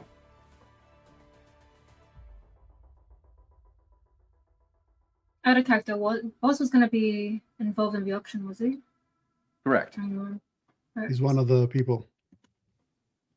It's one of the people that you have yet to investigate as of yet, and you do know he's one of the people that is attending the auction that you do need to influence to drive up a bit. So Dove is just going to grab the back of his head and just make sure he's got a clear line of sight straight down off the edge of the landing pad. All right, you're making your point. I'll talk. All right. So, little birdie's told me there's a big shiny jewel on auction. How badly does he want that? Voss, he doesn't. He could give two shits about the jewel, but his wife, Iris, she's the one that put him onto it. So he's only in it for her. That's romantic. Isn't that romantic, Ojo? Oh, it's literally just like crouch, full on, like on the ground, right, like next to the enforcer's face, just completely like arms resting on his knees, and he's just like his mask face, just his eyes just staring at him, and he just goes, "How far would he go for his wife? How much would he bet on this?" I don't know. He caters to her back and call, but and it's not a great image to have as a leader of one of the last remaining crime syndicates on Cloud City, with the new Baron administrator and all, and the network administrator. They're really starting to crack down on on these crime syndicates, and Voice, he's held out despite all the odds. Happy wife, happy life, right? Yeah, And I don't think so. something like that. But yeah, he's drunk most of the time. He barely even shows up to delegate work to his people. He barely even seemed all that. If honestly, if it wasn't his wife that was involved at the marketplace, we probably wouldn't have even been bothered to be sent down here. But yeah, Burra saw your faces and sent us to investigate to find out more. That's all. But I mean, if there's, listen, if you're trying to get at Voice, you gotta talk to like his bookkeeper or something. The Twi'leks got more information on him than anybody else. What's the name? His name's Fa'i Lethax. He's been suspected of trying to jump ship, and he's trying to. Oh my god, he shot me good. He's trying to join up with Caltho, the Hut. Really? Not surprised. But yeah, we've been suspecting his questionable loyalty for some time now, but we haven't had any reason to act upon it as of yet. Does Voss have a bone to pick with anyone else? Anyone he might be worried about? I mean, he's talked about the old baddie woman Eliza. He's a little concerned about Zekra Fold too, but they haven't raised enough alarms as much as you did.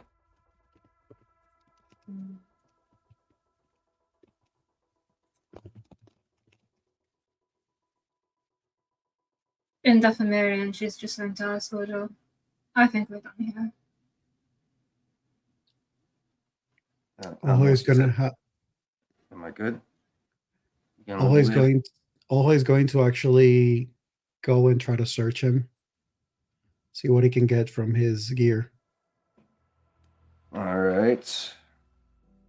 You find a personal communicator on him. Burst, perfect.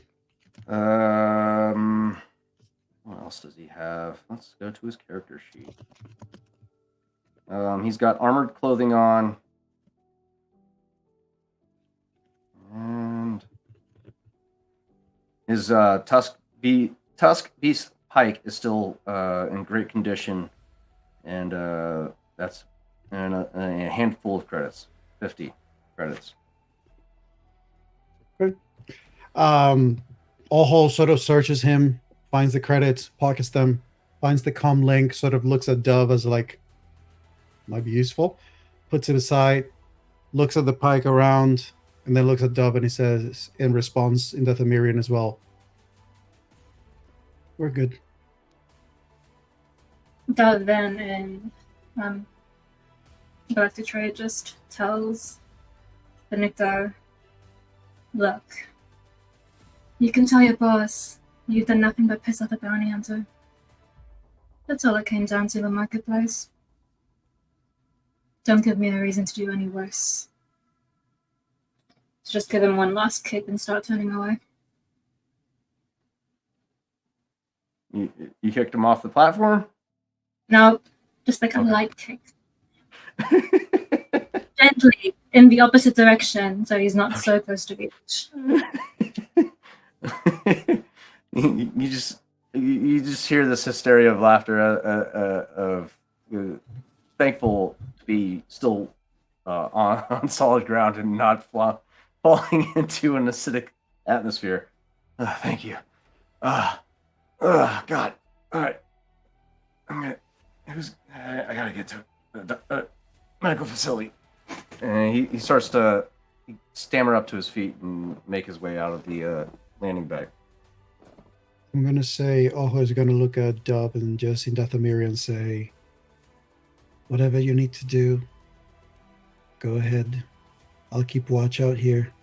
Let you know if any attention has been brought up."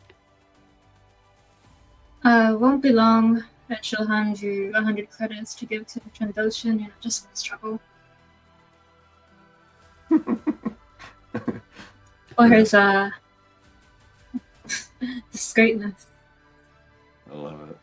Oh, 2 successes, 2 advantages when I do manage to get to my droid. I'll just Nice. quickly Good stuff. installations Yeah. done. It'll be quick. Oh. Oho is just basically gonna get a vantage point so that he can just keep an eye on the bay while Dub is working, keeping the comms ready, just in case anything happens or like activity that he may have to tell her. It like heads up. Yeah, you get these parts installed, no problem. It doesn't take you too long, about an hour's worth of work. You get both the power core installed and the personality chip installed. You also had one other part. What was it? The motivator. And the motivator. HK unit, functional. He doesn't have a personality to him yet. He's basically just an extra body on the field, should you choose. Mind you, HK units are illegal in most civilized systems, so having him walking around would be a bit of a risk. But once you get him fully kitted out, you'll be able to, stealthily get him out into the field and everything. But he's combat ready. All right. Okay. It was an easy rest of the evening. After dispatching the thugs, they don't make their way back. You, Oho, specifically get the as you watch the Snicto flee. You can kind of get a sense that he's kind of done with this life and wants nothing to do with Vorse or you guys. So he flees. Risk, the Trandoshan, takes the credits, basically hisses, I saw nothing. And Good. he goes back to his back to playing Pazak with 2 Ugnaughts that he oversees this landing pad with, and just has his back facing towards you, so that way he doesn't see where you're going or how what you're doing here. He's like, I'm done. I'm not dealing with this. All right, you guys make it back to the apartment. Go bed down for the night. Once we'll go ahead and take a quick 5-minute break. Once we come back, we'll continue the rest of this episode on the new day, day 14. We'll see you back shortly.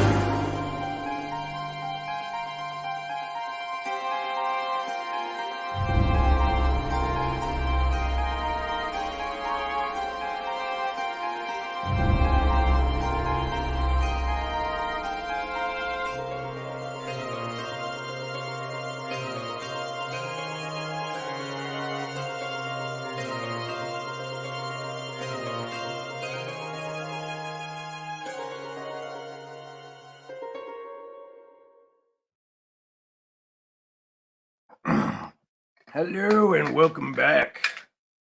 I'm your host, Daddy Tarzan. Thank you for tuning in to 2B Dice Adventures edition of Star Wars: The Role Playing Game Edge of the Empire. Such a fun story to tell, a little adventure of espionage, subterfuge, the works, everything you could possibly imagine. It's like a little touch of Rogue One. Uh, with a heist involved. Even then, that had a heist to it. So all we need is like a scene from Bad Company or something like that, and then we're golden. Such a pleasure to tell this story with a lovely cast of characters with great emotional range and social range as well. If you like these types of stories, we have plenty to offer aside from just Star Wars. We also have the Dimensional Dial of Dr. Diego every Wednesday at 8 p.m. Mountain Standard Time, DM'd by none other Matt Wartorn Knight, also known as Chav here on Star Wars. Um, he he tells a story of a group of adventurers contracted by a adventurers guild sent to retrieve a missing doctor, to which they found themselves traveling interdimensionally throughout time and history itself, right? Even different realities as well. And then every Thursday we also have Tales of Varden that is DM'd by Chris Claybeard, our pottist of the cast, potterist, pottist. Love it.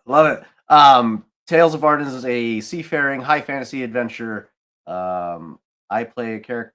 I play a character in both these campaigns: Plucky in the Dimensional Dial and William the Great in Tales of Arden, a disgraced pirate, sailor turned pirate. And Matt also here plays a pirate, a giant pirate. It's a great, wonderful story. Playbeard has great, crazy developed NPCs that you can interact with that have like almost visceral personalities to them. Everyone that he portrays, like you can tell there's the distinction between each character. It's very discernible. Um, all that and more. This Sunday, actually, Frontiers of Ebron, our limited series, Western, high fantasy Western, is back again this Sunday, hosted by Michael St. Gregory. Um, that series will be coming to an end in March, so stay tuned. You do not want to miss these coming episodes because March is just around the corner. Other than that, same thing with Star Wars on Tuesday. So all that and more, you can find that on our YouTube channels, all of our past broadcasts. Please tune into those, like, comment, share. Also, please take some clips of our stream. We need more content. So please clip them. We appreciate those contributions greatly, and all it takes is a little click on the screen. Anything else for the evening that we need to announce? Any input? We're good. We're Gucci, Dolce & Gabbana, Louis Vuitton. All right. Let's get back to our adventure on Bespin Cloud City, where our heroes awake for the evening, bright-eyed and bushy-tailed, here in their apartment. At this time, it is currently 9 a.m. You guys had just gotten done, gotten up, ate breakfast for the day. Dove, you heal 1 point of wounds naturally, as well as you, Oho, if you've taken any damage.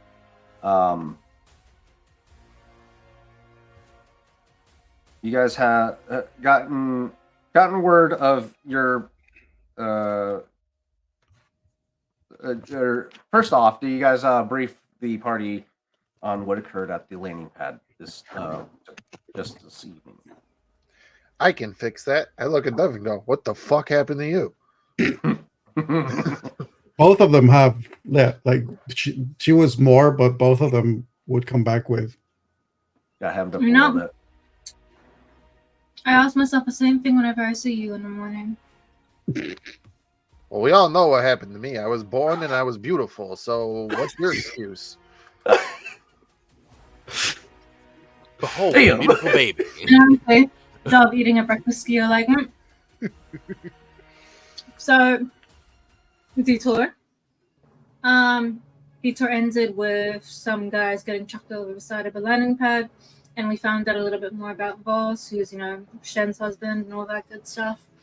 He doesn't really care for the jewel of whatever, but she does, and he's just bidding for her. Something about a Twi'lek, his bookkeeper, who knows a lot about him, who sort of wanted to jump ship and join Kafla instead. Might be worth talking to, if you care. Vahid Lethax was his name. The Twi'lek's supposed to be the bookkeeper of this force. If we find them, and they actually seem to be eager to switch sides, they might be a good source of information that we can use for leverage against Vorse. Doesn't sound like a bad idea. Who wants to go talk to him? Honestly, it sounds like Aris is just playing him to up a bid. If the family's going to steal back the jewel anyways, that's what it sounds like to me. Probably. Do we have any proof of that? Well, you do know Aris is in on this heist, so it would be reasonable to assume that she's on feeling Vorse's intentions from her side. So you have that push already coming from her, but it wouldn't hurt to have more insider information on him as well. Well, we still don't know if this isn't all just one big ruse to create a fall guy,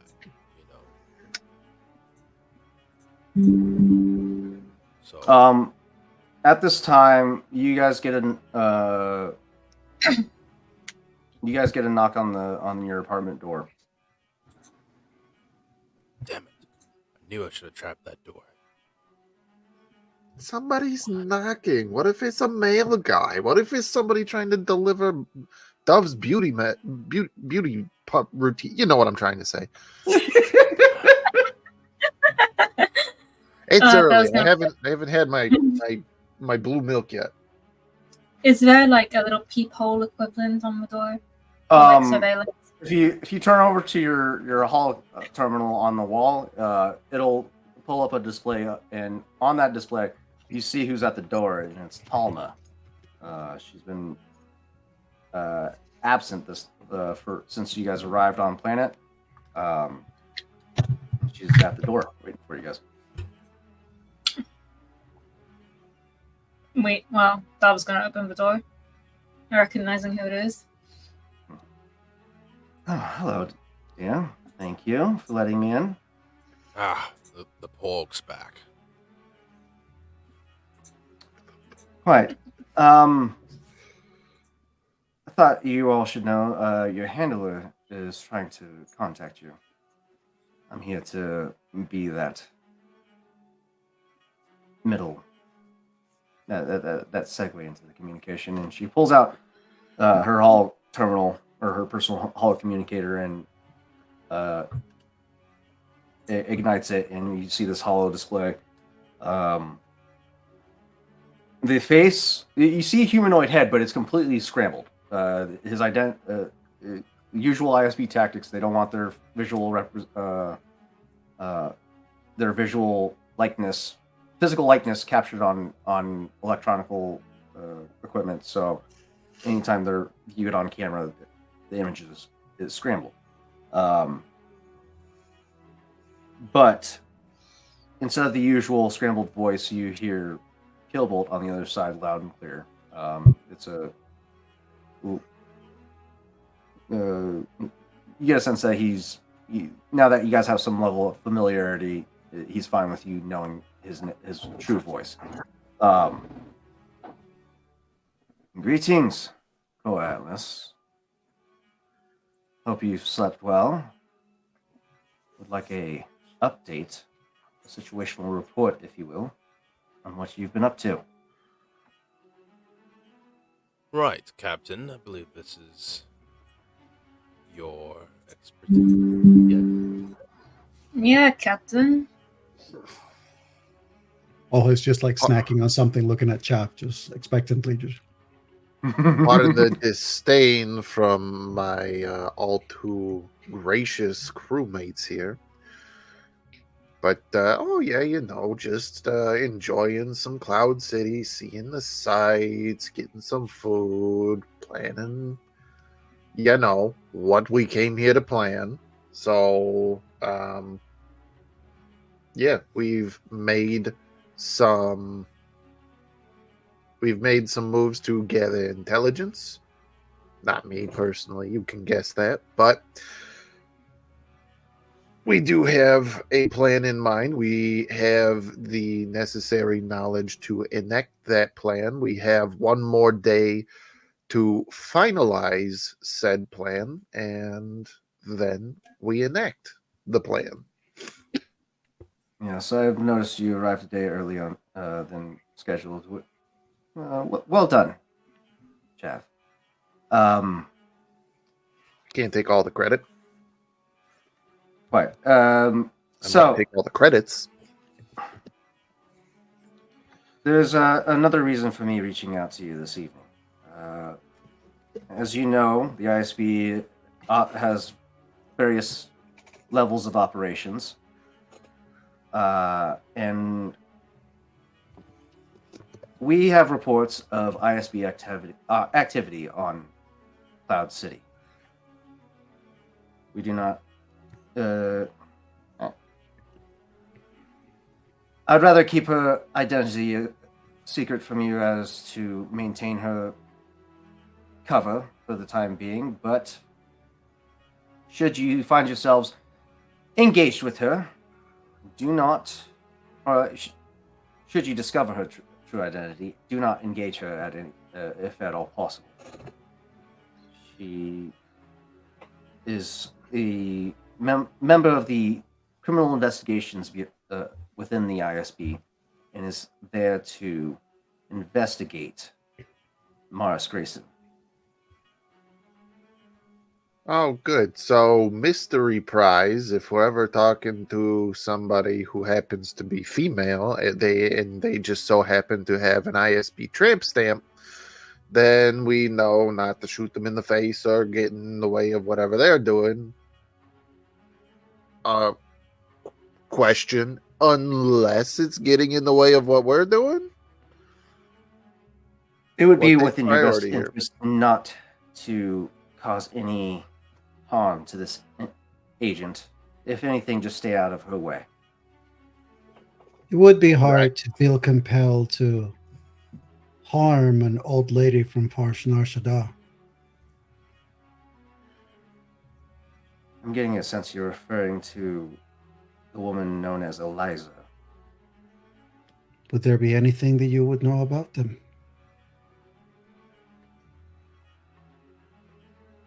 To my knowledge, she is an anomaly. She's not part of the ISB, so do with her what you will. Don't know whether or not her wealth is valid or if she's just some random old kook that managed to bluff her way into a situation that she has no part in being in. The agent I'm referring to is much younger. So you didn't answer my question, though. As far as ISB is concerned, what is priority? This person's mission or ours? If they are turning out to do something that's going to, I don't know, blow our cover, ruin our chances, make the whole thing kaput, Who who's ranking where? When am I allowed to shoot her in the leg so that I can get my job done? I don't know how much clearer I can be. Do not cause any harm to her, as that will draw the attention of the criminal investigations sector of the ISB. And we don't need that heat on us. Do they know that we are here? They No. don't. Seems a bit of You? a tactical blunder, if you will. Sending us on this mission and not really informing us that this person is here, and now we're supposed to just walk on tippy toes around this person. With what you can tell me, which seems to be not a whole lot, which does happen to be the MO of secret organizations, what are the chances that she is going to get in our way? Whether or not we cross paths, specifically in our way.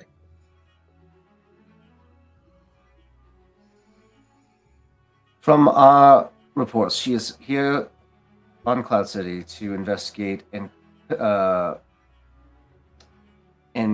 convict Mars Grayson of the illegal trade and distribution of the Karuska gem. Whatever that entails, I doubt your involvement will provide much hindrance. In fact, I think she might encourage your involvement, as the higher the price is, the more likely it will be to convict him of his crime. So, should she approach you, don't reveal your affiliation to the ISB. Actually, feel free to inform her of your involvement with the ISB. If she inquires as to what branch of the ISB you're involved with, just tell her you're not at liberty to say.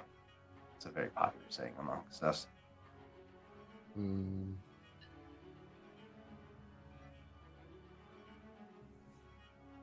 Or you can hit it with, you don't have the clearance to know our affiliation. Whichever you feel. But I have a strong feeling she will be more inclined to have you help her with this investigation as opposed to hindering our involvement. But for now, just stay out of her way. Well, you're the boss, ain't you? And since you've been doing so well so far, I've took the liberty of forwarding 15,000 credits to your line of credit for a job well done so far. Feel free to disperse that amongst the crew as you will. Fair enough. We'll take that into account. Your generosity is appreciated. Any other any other inquiries you may have?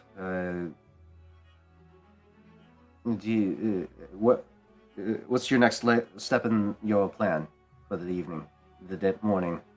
I forget what time it is over there. Oh, forgive me. I'm kind of new to this secret organization stuff, but I do believe the line is the less you know, the better.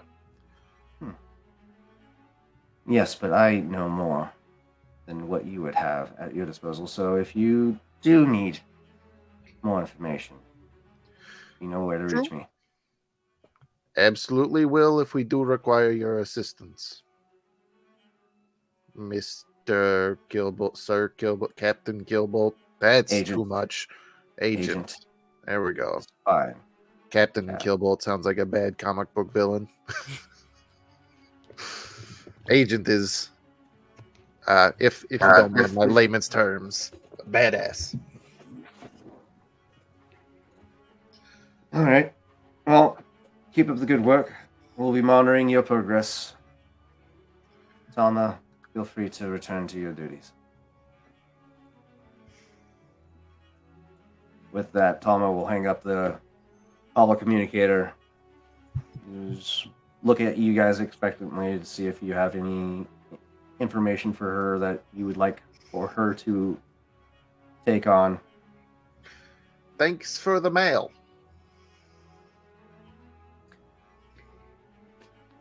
No problem. I suppose I'll see you around then. I have other things I need to take care of planet side. Hopefully you don't. Secret organizations and all.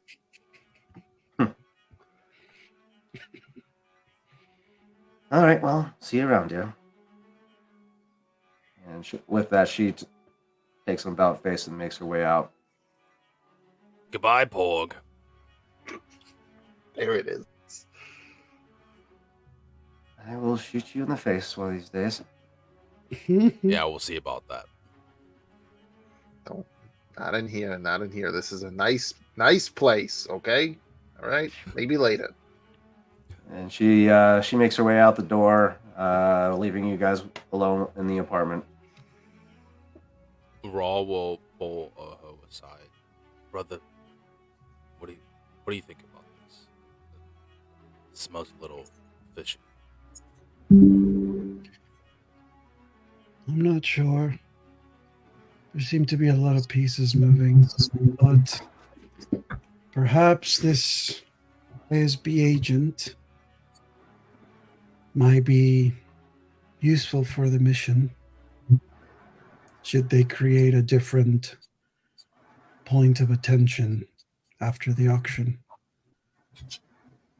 But if this is supposed to be such an important stepping stone for the ISB, why not show all their pieces in this game? Why now?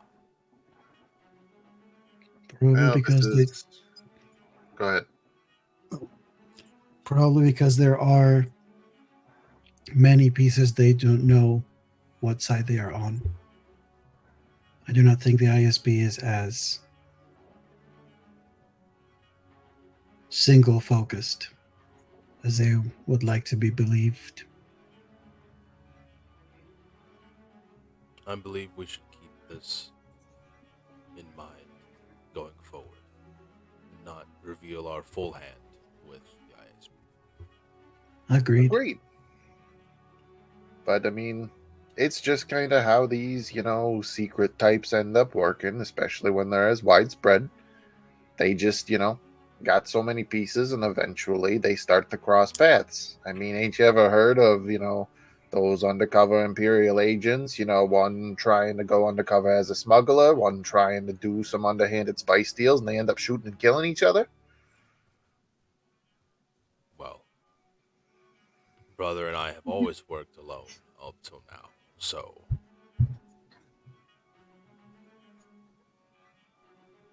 don't really come across that. So I'm not the most intelligent person, but if you two were working together, how were you working alone? Never mind that. Anyway, what do we got going on for today? I mean, I got a little bit of shopping to do. I'd like to do a little bit. I mean, it's just a me thing, I can do it quickly. I know that y'all got some bigger fish to fry. Which reminds me, and he taps a little bit on his data pad, and of that wire transfer of 15,000 credits, he wires 5,000 to each of the other members of Core Atlas. Noted.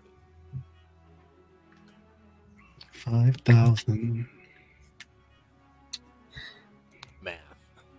I want a bigger gun. Tarzan, can I get a light repeating rifle?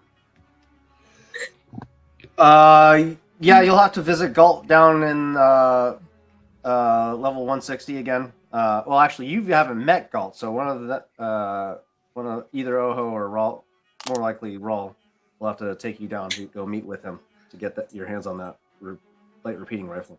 We also technically need to pick up our. I would say. Did we pick it up? Did we pick it up last night?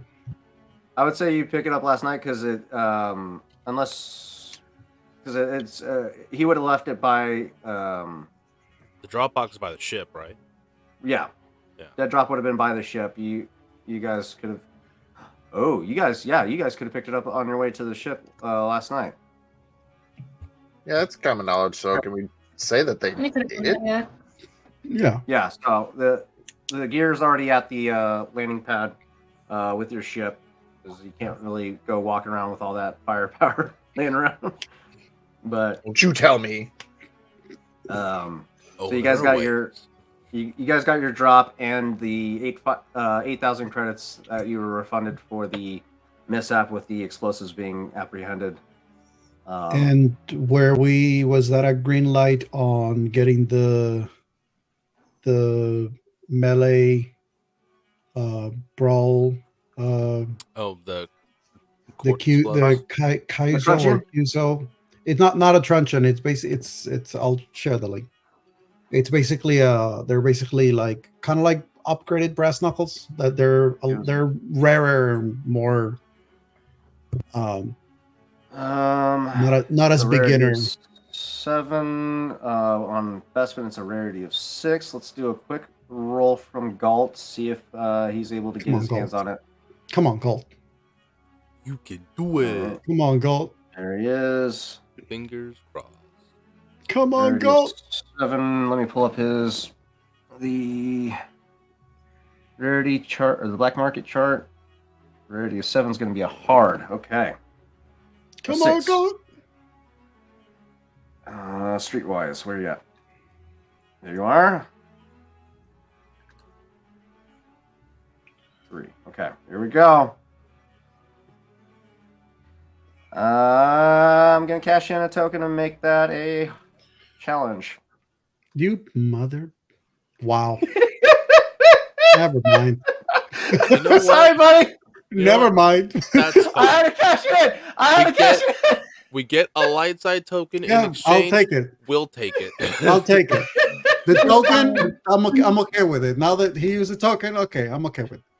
This motherfucker. I'm That's sorry. That's fine. You'll That's regret fine. that later. Just the token alone, I'm like, yeah, I'm okay. I'll live. I'll live.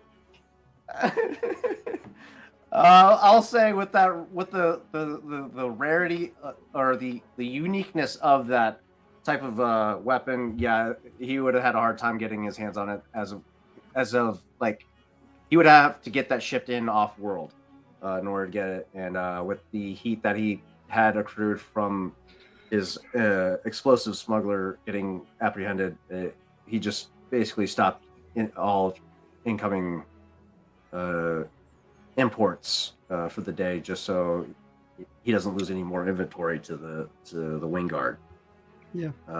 We can try again later, and see if he later on today to see if he gets his shipment in, or if he continues his imports today or not. Other than that, anything else, guys? So Shopping trip. it Yep. seems as though Dove needs to go get her stuff at the level 160. Raul potentially can go with them. Mhm. It's a party. It's back. Mother. And Ojo technically, I mean, I don't know what Chav's planning on doing. Ojo can tag along with Chav in a similar way that he did with Dove the night before. But also, Ojo doesn't have a problem. Well, he would be up for like trying to contact this Twi'lek, just to like get a sense of them, even though I know that he's not the charmer of the party. Yeah. Right. I don't think we have a charmer. I don't think we do. Chav thinks he is, but he's not. Yeah. Well, that's the beauty. That's the beauty about this system, is that everybody can be a socially engaged character. It's just a matter of fate at that point. It's just a matter of whether or not you're good at it, and Right. then it costs you the game. Yeah. But Other than that, no pressure. But yeah, no. What are you trying to acquire, Chef? I have less conspicuous items to acquire because your boy looked at a bunch of like gear and stuff trying to prepare for this race. So he's got a short little shopping list of things that he would like to acquire for himself and his co-pilot, which he still has to have that conversation about who it's actually going to be, because the current plan is Ojo, but you know, we did talk post stream last time that maybe it's a better idea if it's somebody else, but maybe that's problematic. Wait, what was that about? What was the idea? What was problematic? Who was the second person writing? Yeah, because yes, yeah, right. So we can have the convo in game, like in roleplay. Before people leave, Chev can bring it up. Because long story short, oh shit, did we account for mechanically adding the mods to the cloud car? You still have a day, Not so you can still do that either today or tomorrow before the race. I thought you might have wanted to do that once you have like everything. Yeah, that'll definitely be on Chav's to-do list today. Chav has one job in this whole thing, and it's to win that fucking race. So he's gonna make sure he does that. Show me the money. Pretty much. So yeah, in game he's gonna like talk about it, like knowing the specs of a Storm 4 cloud car, knowing the mods that he's gonna be putting in and what kind of things are gonna be happening. He's gonna these modifications that we ordered for the cloud car for this race, I mean, so I'll tell you this, she's gonna move. She's gonna move really good, and I can get her across that finish line, no problem. But Ojo, I know that on the Chimera you're my go-to co-pilot there, but I'm a little bit worried because what these modifications are going to do to this thing, we're really going to be putting a lot of stress on the electronics of what this can handle. I ain't gonna lie, if I'm not careful, I can actually make this thing stall itself out on the starting line, and we don't want that. So instead of that, I mean, Raul, Dove, I know that you two are mechanically inclined. It's just, you know, as a quote unquote gunner in the cloud car, you can give me a hand keeping the systems under control so that we can actually get this thing moving at top speed as quick as possible.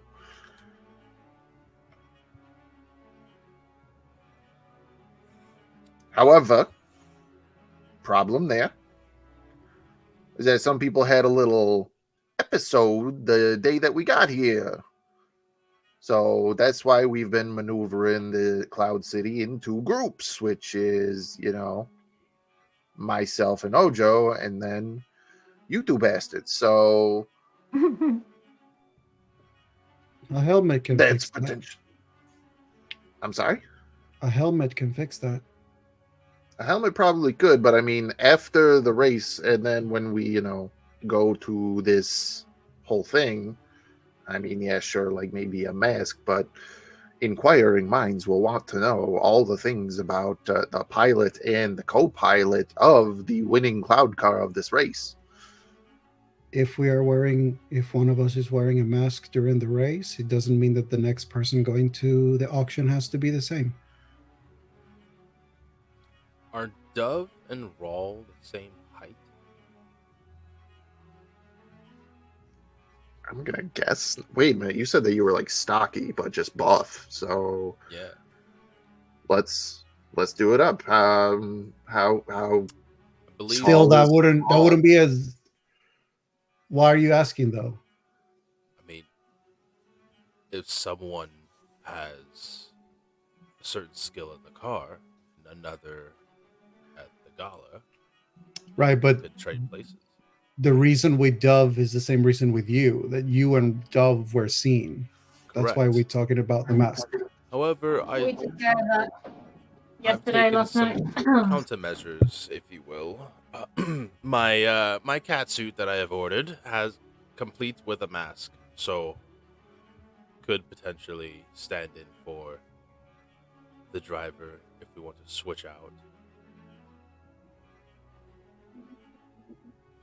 You're muted, Tarzan. So speaking of which, both Rawl and Dove had their suits delivered last night. Suit and dress delivered last night, and it's looking fucking sharp, dude. Ah, shit! I need to get one of those too. Yes, to reiterate, it's a black suit with a gold checkered tie and a gold mask. Smash. So, Pointed-toed dress shoes, as black dress shoes to complement. beautiful. Yes. Dia, did you say that you and Ojo took care of the problem last night? Yes, because the only reason they saw us was because of they thought we were after Iris, and that's what they were checking out. They wanted to know how involved we were. So some aggressive negotiations sorted that out. Ah, So, so that's why you covered a new bruises, brother. Yeah. So there are no guarantees of what they're going to say, but if Dove scared them right, and I think they did, at least that may be one less problem. so are we gonna bank on that and put Rawl or Dove in the gunner seat? What do you need, Jeff? Long story short, when the sparks start flying in the cab, I need somebody to make them stop, which I can help, but I'm just saying, like, if we really want to make sure we can win this, I can push this thing to our limits. Well, I've raced before, but Dove is better with computers, so I guess It's not so much computers; it's literally hands-on mechanical stuff. I put 2 ranks in mechanics out of character. as have I.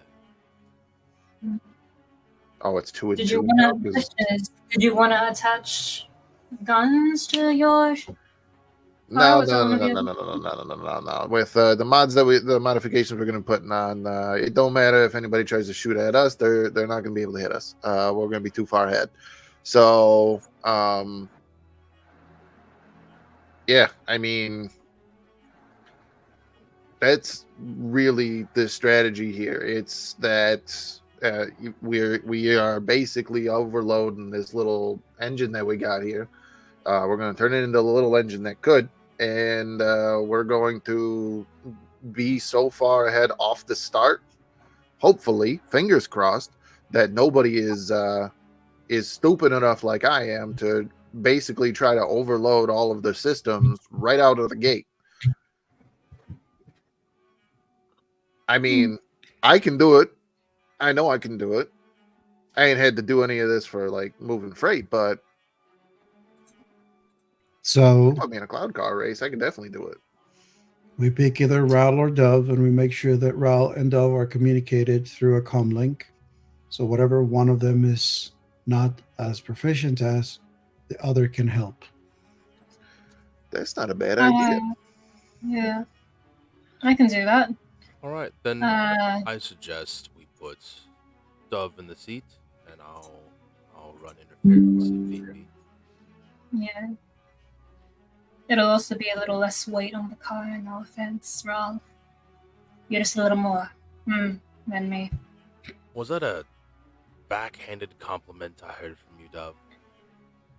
That was an observation. Take it how you will. Very well. Yes. Well, That sounds like a compliment. Anyway, hard one. Well, that out of the way, I do believe we have a shopping trip to get to, Dove. yeah. shall we? That being said, I know the sizes of some suits I got to pick up. So let's see what we can see. I can get that done really quick, and if I can, Dove, maybe we can meet up at some point later on. Mm. I'd like to maybe after we're done modifying the cloud car, I don't know if they're going to allow us, but if we can actually run the course once, I think that would actually be beneficial. If not, at least see the course. And beyond that, at least take her out for a spin so we know what we're dealing with. Sounds good. Any data about the course, the location of the audience, and all other locations that you can get us will be useful for Raul and myself. I think I'm picking up what you're putting down, and I do believe that I could lead a precarious cloud car over your position while you have who knows what kind of stuff that you guys picked up from a drop last night. I'm gonna go ahead and give you a little heads up because you would know this, Chav. Yep. This race takes place over the atmosphere of Bespin. It's not a Ooh. racetrack. It's open-aired track that you are. So it's just here's the starting line, here's the finish line, do your thing. Yeah. Are there like checkpoints to hit or anything like that? There are 8 legs that you have to hit, and some rather dangerous obstacles you'll have to navigate. Naturally occurring obstacles. Toxic atmosphere, no big deal. We're not going to be driving through the cloud of Tabana below us, are we? Maybe close by. We Give didn't say anything. me. Just make sure that the cloud car doesn't decide to run out of gas right above the toxic atmosphere. I Yeah. don't think You we know? got to worry about that. I think that'll be fine. Give me a average. What did I have you roll last time for Bespin? I don't know. Was it Core Lore. Lore? Because we're not in the outer rim, No. are we? No, we're not in the outer rim. Oh, actually, that might be a yes. Let's see. Those would be let's my go- guesses. Core Worlds or Is there a outer lore? rim.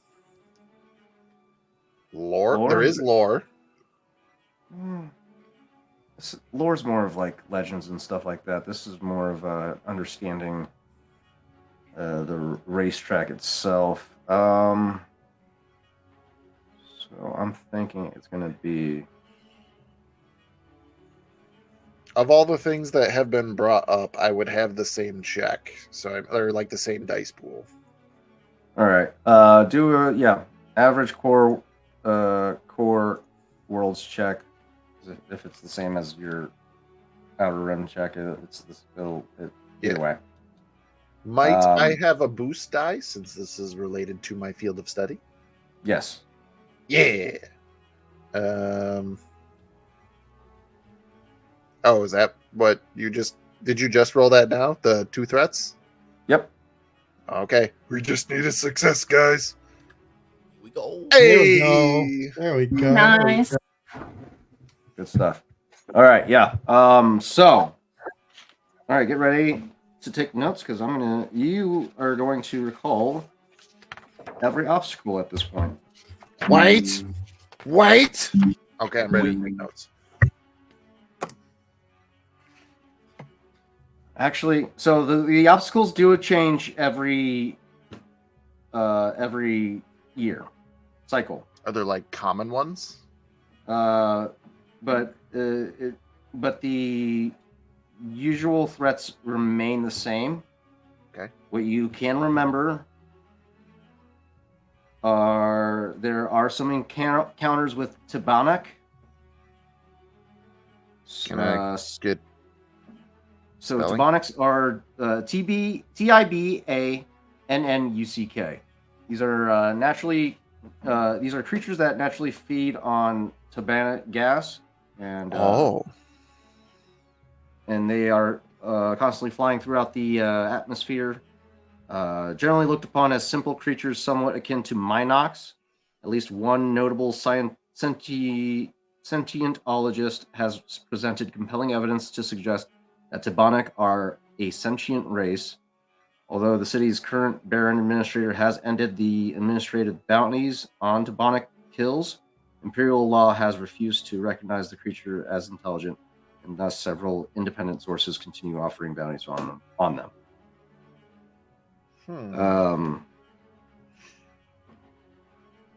You know that these races are typically pretty long, or not incredibly long, but they have a little bit of a distance to them.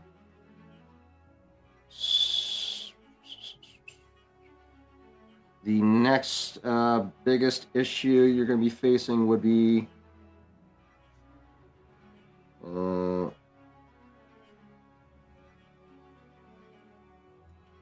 negotiating fields of Beldon. Beldons are spectacularly massive, relatively primitive creatures that are more akin to small gelatinous sea creatures than anything else found in Bespin. Are you talking about flying jellyfish? Essentially. Oh man, you They got are props of them. I've seen Finding Nemo. The smallest are the size of large freighter starships. Fuck. That's a big Give me jellyfish. Christmas. Always a bigger jellyfish. These motherfuckers are massive obstacles. Is that Beldan? Beldons. Gons. Got it. Well, the S is for plural. But, Yeah. Let's see. The home stretch. The distance between the 8th buoy and the victorious return to Cloud City has no additional obstacles that complicate matters for the pilot in the race. It's down to the wire, and safety is the least of the pilot's concerns as they barrel down the finish line. So, once you get to buoy 8, it's smooth sailing from there, usually.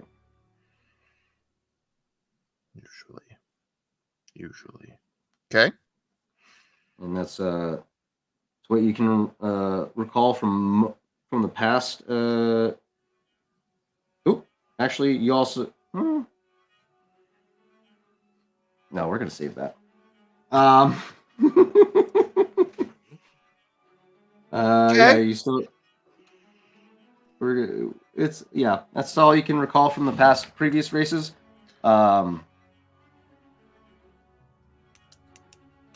Yeah. So you do recall Tabak and well, the Jawas are all over the place. You can find them anywhere. Yeah. So at these checkpoints, then, or I can't remember what word you used for them. Buoys. They're just like a single buoy. It's not like a platform where spectators might be. No. This is all out over open air. So quite literally, it would be at the start or at the finish that I would have ground help. Essentially, no. Even the starting line is over the. Let me see. But people would be able to see it. Yeah. So you'll be. This is the whole track is over open air. Even the starting line. So yeah, people will be able to see it from the station itself, but it's such a far distance away that it's usually viewed via hollow screen. What kind of scopes you guys got?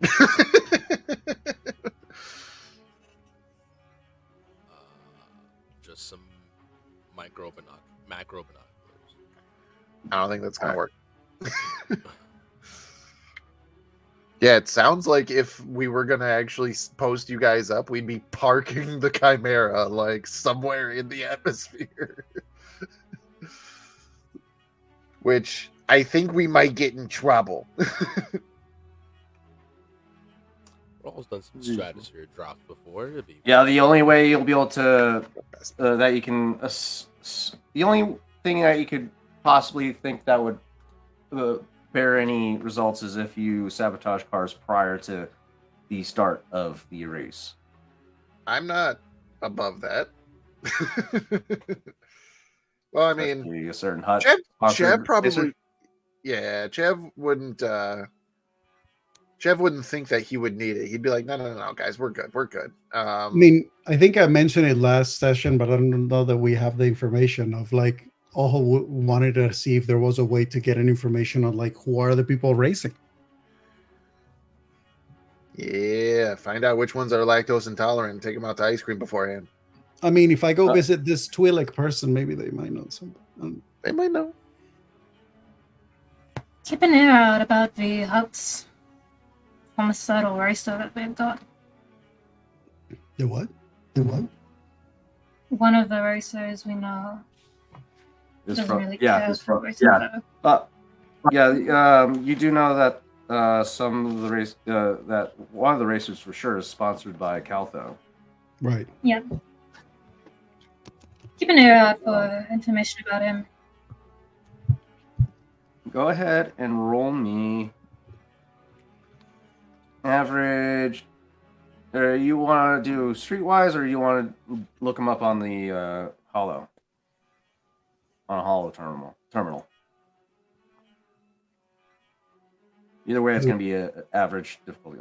Dove. Sorry. Please hold. I will consult the terminal first. All right. See what the forums have to say. 0 success plus 0 advantages. Not a damn thing. Damn. So you don't find the information you're looking for, but you do find his OnlyFans. All right. What can I give you? What can I give you? You can give me a lead for Oho.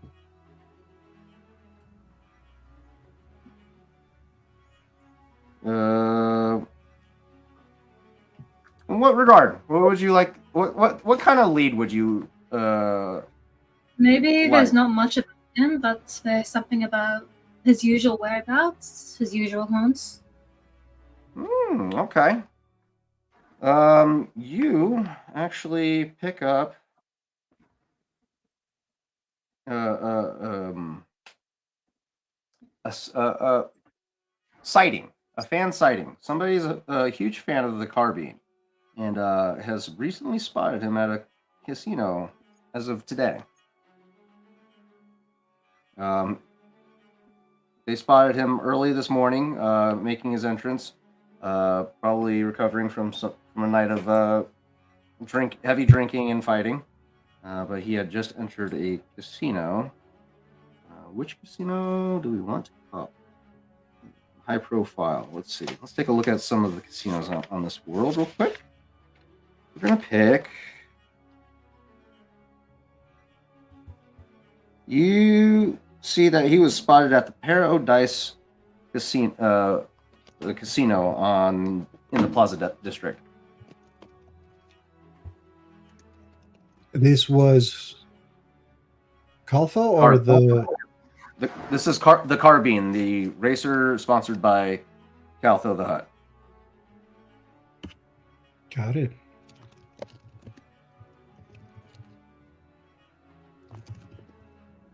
Doug will just show Oho the screen before they head out to do some shopping. So you guys Might get. be worth it. She shows you this image of this dark-skinned individual. He has the physiology of a human, but he has been so heavily modified that you can't distinguish what specific species of humanoid that he is. There's a lot of metal plating, heavy facial tattooing, severe scarring. This dude's been modified and beaten, burned, shot, stabbed. It is a mystery as he is still functional as an organic. Hello, Simon. Okay.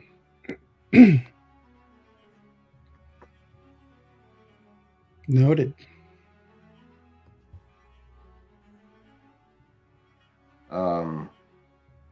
Yeah, in the photo you'll see a caption. Aside from being spotted at Paradise, a little excerpt about what he was arrested for last night, which was a violent brawl that took place a diner that night in the Plaza District, and it took 5 officer wing guard to just apprehend him. Noted. We don't know where Caltho hangs out, right? We still don't have information on him. You have not found that information, no. Got it. Okay. Mm-hmm. Mm-hmm. Mm-hmm. But you do know the Paradise Casino is located in the Yarth Bespin, one of the most prestigious hotels in Cloud City.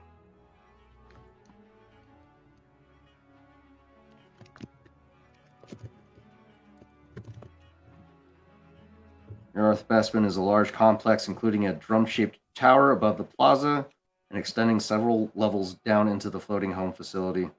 It's a fully featured and self-contained resort and boasts no fewer than 3 restaurants in a variety of styles, its own landing pad, a pool and gym, a small collection of boutiques exclusively, and the Paradise Casino.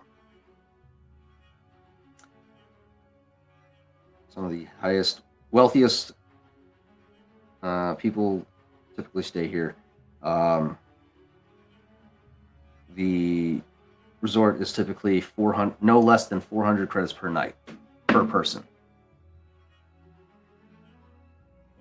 Quite expensive. Yeah. Okay. All right. Would I have any leads to find the Twi'lek that may be seeking to descend to Caltho? Where is he today?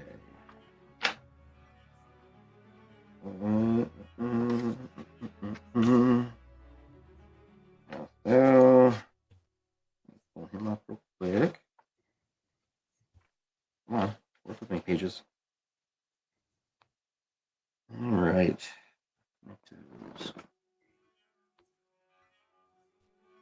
Wait, no, he's Vorse Tabrets guy. Not count those. Yes.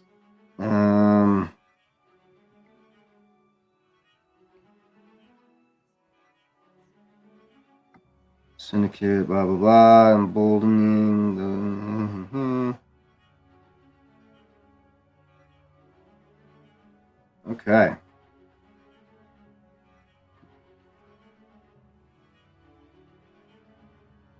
All right, cool.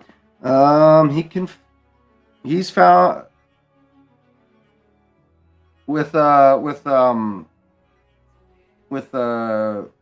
Dove's computer skills. She looks up Phi Lithax on the HoloNet as well, and pulls up his information relatively easy. He's been cited doing business in the Market Row of Port Town at this time, in front of the Hobie Ron's Fine Imported Goods.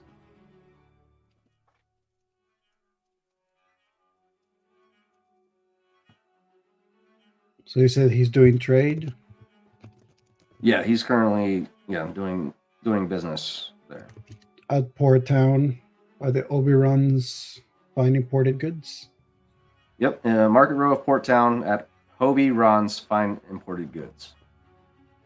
While they're trying to get some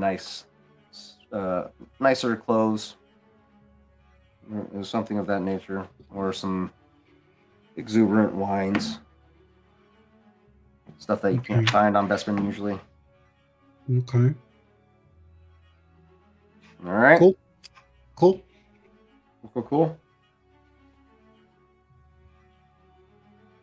You guys had some illusions dispelled about Eliza. You know that there is an ISB agent still in the list of people you need to investigate, and have been instructed to stay away from them if at all possible. What's our first course of action?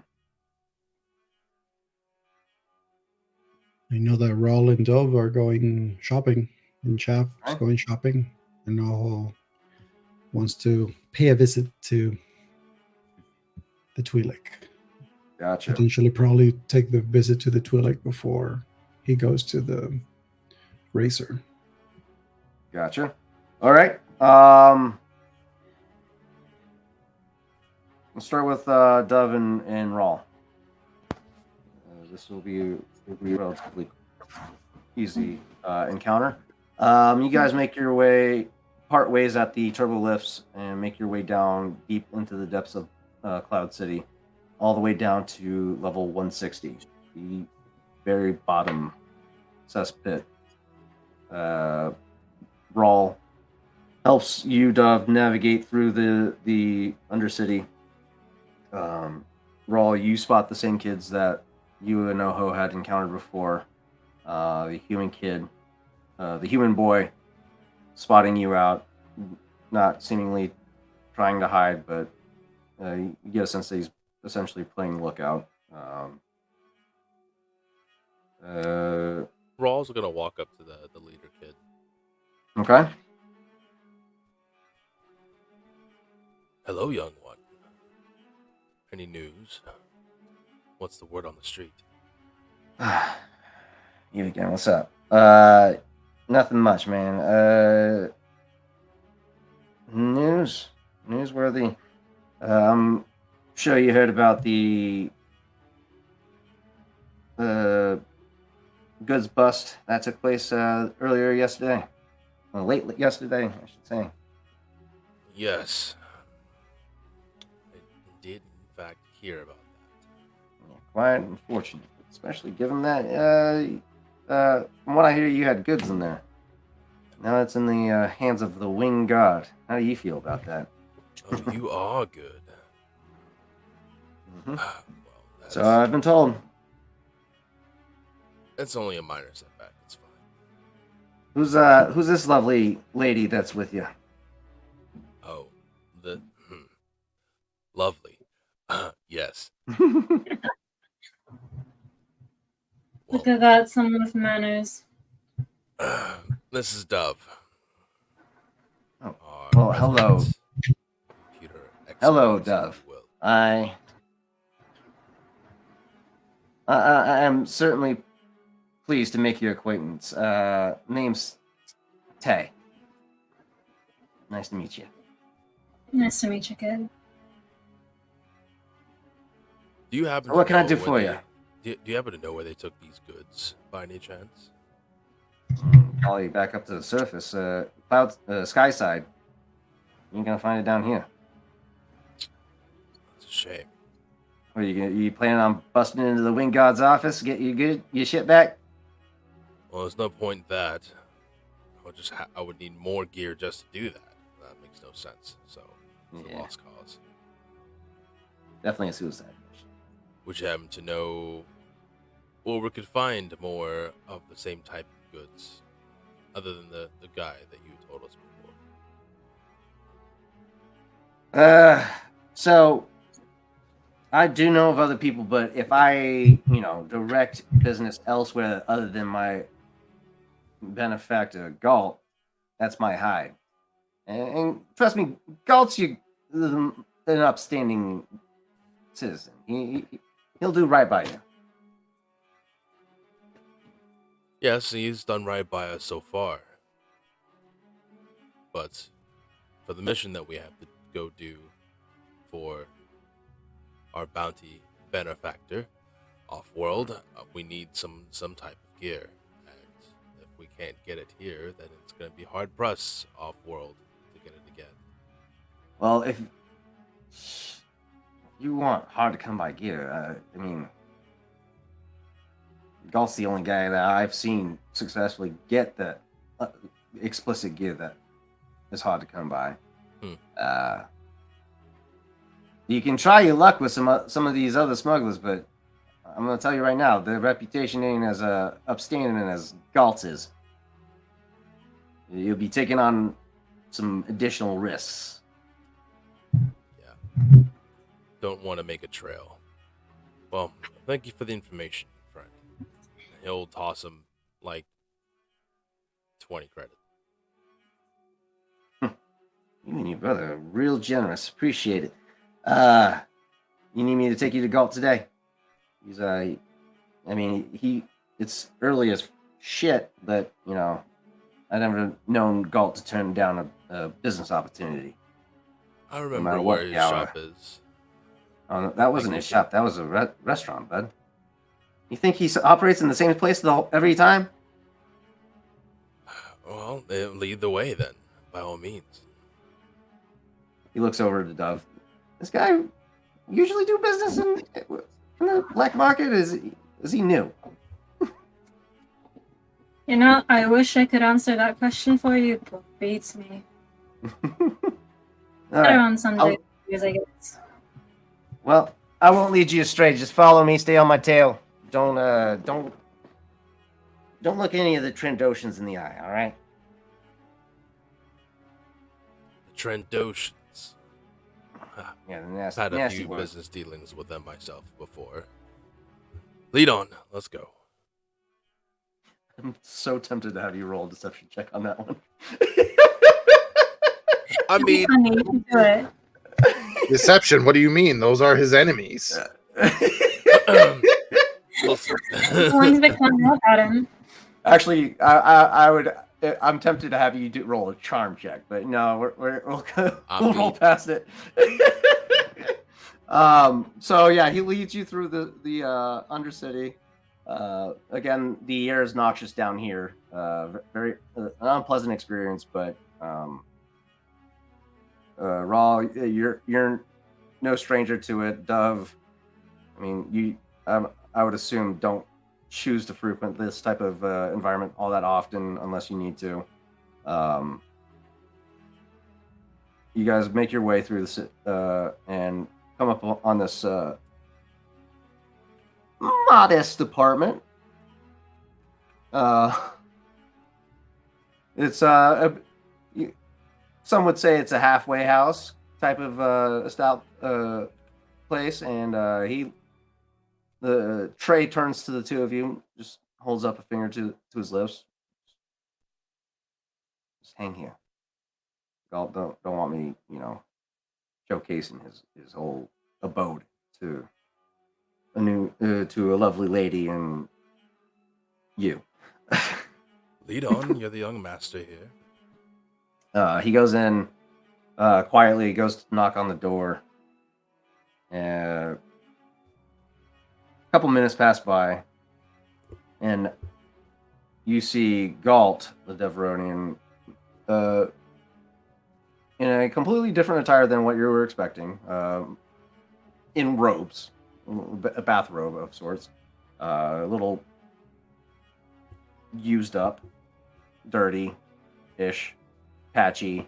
You get a sense that the clothes that he wears is for image sake.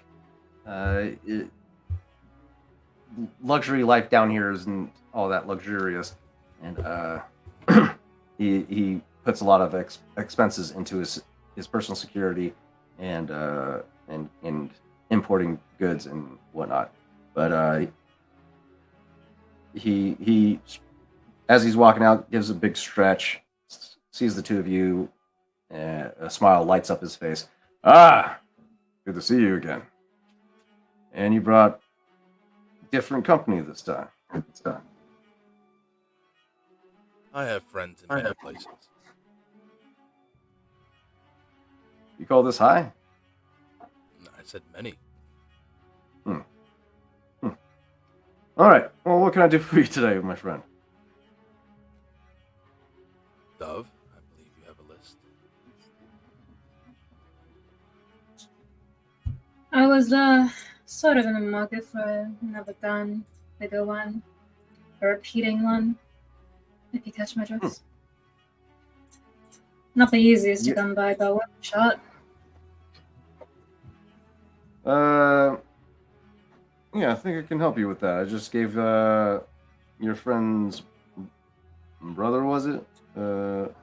a rifle not too long ago. Did you ever get a chance to use it yet? Oh, he used it. Oh, how was it? Impressive. Yeah, those things put in some work. I'll tell you right now. All right. He pulls out a data pad. Sits down at this little ramshack lawn chair and sun table, a little bench table of sorts. Sets the data pad on the table and swirls it around so you can get a look at it. Just take your pick from the lot. Whatever you want, I can get it. Get it, no problem. Usually. Sorry again, my friend. Yeah. But I'm Comes glad with to the see you're back. territory. Well, you come recommended, so why miss out on the best? Well, I'm glad my people are looking out for me. All right, what were we feeling? We need a long rifle, repeating. Any accoutrement? You just going bare rifle, and that's it. Light repeating blaster for now. Just the rifle. All right, I got you. I'll jig up something maybe in the future, but I'd like to see how she is by herself. Okay. We're looking at some high. Okay, all right. Let's take a. You take a look at the list. There is a listing of one light repeating blaster rifle.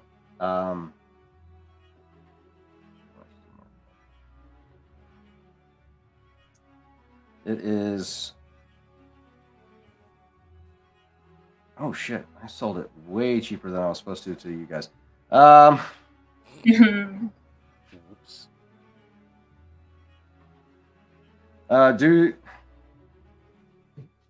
Due to my hit to my inventory recently, I'm afraid I do have to mark up my prices a little bit. Of course. But being that you're friends here with actually we didn't do names. Oh, we did names. Didn't we do names? I gave you my name. Shit. Name's I think Dove. it's safer if you don't know my name. Dove doesn't mind. Dove's not her name. Well, it's nice to meet you, Dove. It's a pleasure to make acquaintances with such an exotic beauty. Light repeating blast rifles. Yep. All right. Here's the thing. Because of the hit, I would have to normally charge about 8,000 credits for this thing. Can I But, get a deal if I get the blaster as well? Sorry. Is it right? Light repeating blaster. No. Can I get a deal if I pick up a blaster and a disruptor pistol if he's got one? a blaster and a disruptor pistol.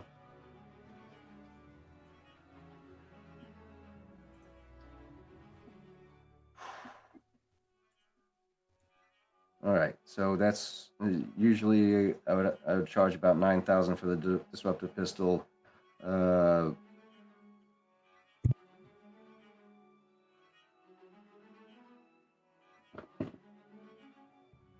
9,000 typically for the disruptor pistol, about 8K for the repeating rifle. I can instead of I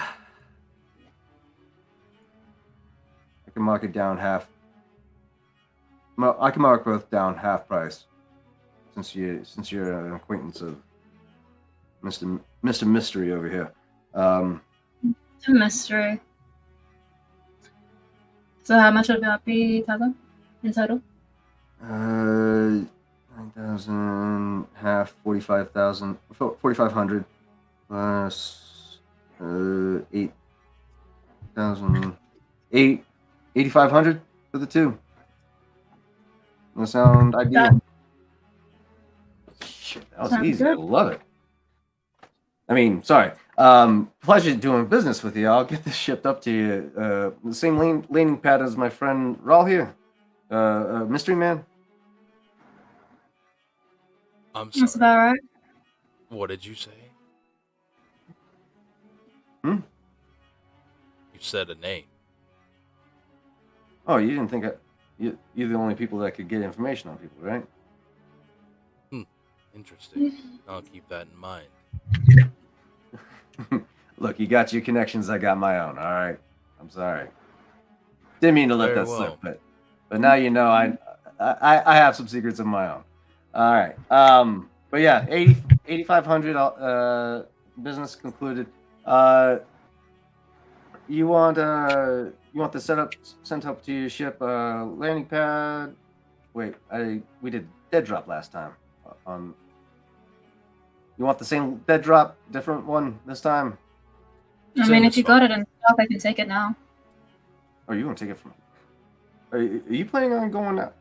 You know this stuff is like highly restricted, right? She just moves what's it called? The thingy that I have, and it's already just got her other rifle attached to it regardless. Okay, all right. I mean, just be careful where you take it, all right? Wingard spots this shit, they'll hem you up. Dove's plan is to take it and drop it off at the apartment. Okay, all right. She doesn't want to Well, risk it getting picked. yeah. Tell you what, I'll throw a case in. Even weaponry's sketchy in the city. Shit. Yeah. I mean, it's your prerogative. Provocative. Whatever the word is. I can't Prerogative. remember right now. Prerogative. There we Prerogative. go. See, I knew it was something along those lines. Your prerogative. But I'll throw in a weapons case so it's a little easier to conceal. That way, Yeah. it will decrease the likeliness of you being approached by the winged god.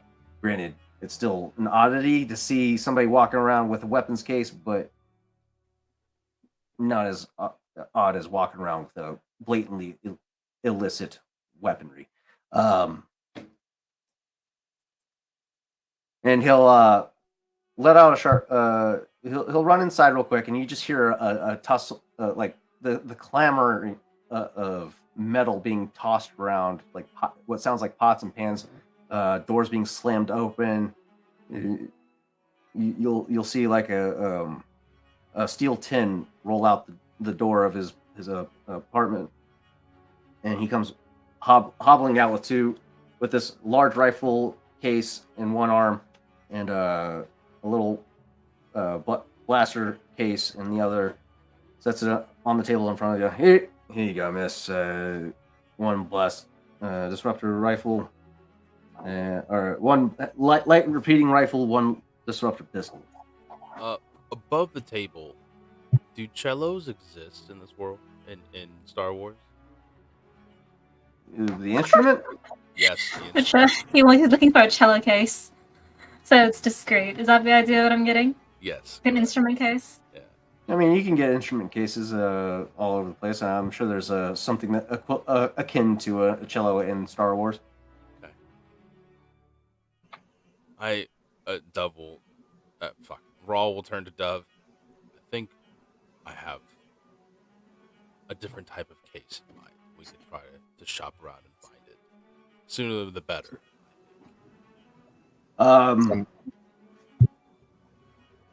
Check back with me later on this evening about getting your hands on some explosives. I'll reach out to my contacts tonight, later on this evening, and see if I can get resources flowing through again. Again, deepest apologies that this shit don't usually happen in my sources. Mind you still on board to do the old guard enforcement for my That's shipment tomorrow, tonight, correct? yes. Oh, No, that's tonight. Right, tonight. He'll make a big show of like checking his uh, data pad on his arm. Ah, yes, tonight. Yes. All right. Just kidding. We are fully prepared. All right. I need this muscle tonight. All right. There's been word of Wing God possibly looking into this gang rivalry. The works. I need muscle to lower the likeliness of this encroachment on my shit. All right. Speaking of which, my brother has expressed that he has a desire for a sniper rifle. I mean, that's what that rifle is. He just needs to get a scope on it. Mm-mm. Not from our investigation. It's definitely a short range rifle. Well, you want Wait, which rifle are you saying that just needs a scope to become a sniper rifle? The one that he gave you from the other guard. Was that a blaster or just a? I thought it was a blaster too. So it's a ranged heavy rifle. It's a blaster. The heavy one is a rifle. Is it the Blastech E11? There's a heavy blaster rifle. There's a light repeating blaster, which I got, which is long range, ranged heavy. There's also a heavy repeating blaster, which uses gunnery instead of ranged heavy. Right. Which you can't use without a weapon harness system. Oh, so the one that I got was a sniper rifle, essentially. Yeah. Heavy blaster rifle. That will be the name. That's the long one. The light repeating blaster is a long range rifle. Yeah. It's just called it's a long range, but its name is blaster. Oh, okay. Light repeating but blaster. But if you look at the drawing, it's huge. Like if you look at the drawing, it looks like a big gun. Yeah. I think I wrote I probably took the wrong link, and so I didn't realize that I think I put down the wrong information on the profile. My bad. Yeah, you got a sniper rifle that's semi-automatic. Or no, it's automatic. Fuck it. Either way. I'll look into some mods at a later date. Well, probably after we install. Oh, you want mods? I got you. Just you know what? Leave me a list of what you want. I can go ahead and get that worked up for you and have it on hand by the time you're ready to pick it up. Sounds good. For efficiency, Tarzan, I'll have a look and then just DM you a list. Okay, sounds good. I haven't gone through it yet. Galt, thanks to you guys for your continued patronage. Gives a little nod to Trey off in the corner watching this transaction go down. Go ahead, both of you give me a perception average. Oh, that's not the right roll. There we go. Not vigilance, perception. Perception. Yeah, you guys are just looking around. Okay. The reason why I asked vigilance is higher, but let's go for it. Yeah, vigilance. That it's typically used in response to something. This is just more of a taking in your environment, which both of you succeed. You'll notice the previous thugs that you saw the night prior, all sporadically spread throughout, watching from a distance, just making sure that everything was on the up and up.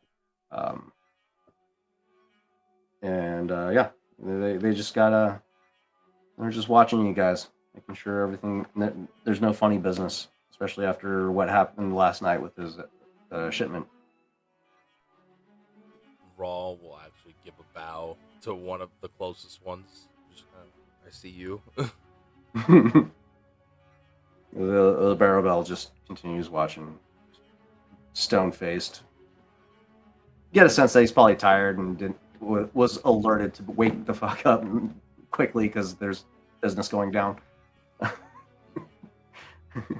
Get out of bed. Come oversee this transaction. The two of you leave your list with Galt and make your way back up to towards the apartment sector. Or what's your next destination? Actually, I should ask if there is one. To Oh.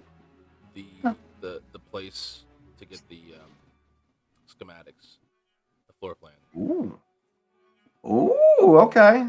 All right. Is that? Would assume that Chav would have told Raw and Dove where that would be to be acquired. Well, he definitely told Dove, and I think that we tried that once. So I guess we're going to try again. We can't try a little more subterfuge this time. Mm-hmm. Chav ain't going anywhere near that Ugnaught. Body slam that little fucking alien. All right. Cool. All right. Joel, get buy me back- a scope. We'll get back to that here in a bit. Let's go ahead and transition over to Oho and Chav. You guys are making your way up towards the Plaza District. Is that correct? I just got shopping to do. I don't know what plans Oho has. Well, what are you specifically shopping for? Nothing that's not above board. In fact, it all would be geared towards the race. It is. We're going to be going to the Market District then. Okay. Yeah. So, all right. Basically, I mean, you could get stuff in the Plaza District, but that's more of a luxurious. Well, I do need to pick up something there, which would be a suit. Yeah. From somewhere. You'll definitely be able to find some suits up top, some real nice suits. Your first, you would have to go down first if you want to hit the market because your guys' apartment is on the 50th floor, or 50th, and the museum's on the 22nd. That's right, yeah. So 50th floor. You guys. Oho, are you accompanying him to the market? Or are you going to make your way up to... I mean, whichever. We can go on the journey of Chav first, if that's something that I can use, and then make my way to whatever I'm doing after I can. Right. Or if it's the kind of thing where it's still early in the day. I would say it's probably about... we started the day at 9. Probably 10 by this point. After you guys got your breakfast and talked with Killbolt, it was only probably a half an hour conversation before you guys had disembarked from the apartment. So yeah, I would say it's about 10.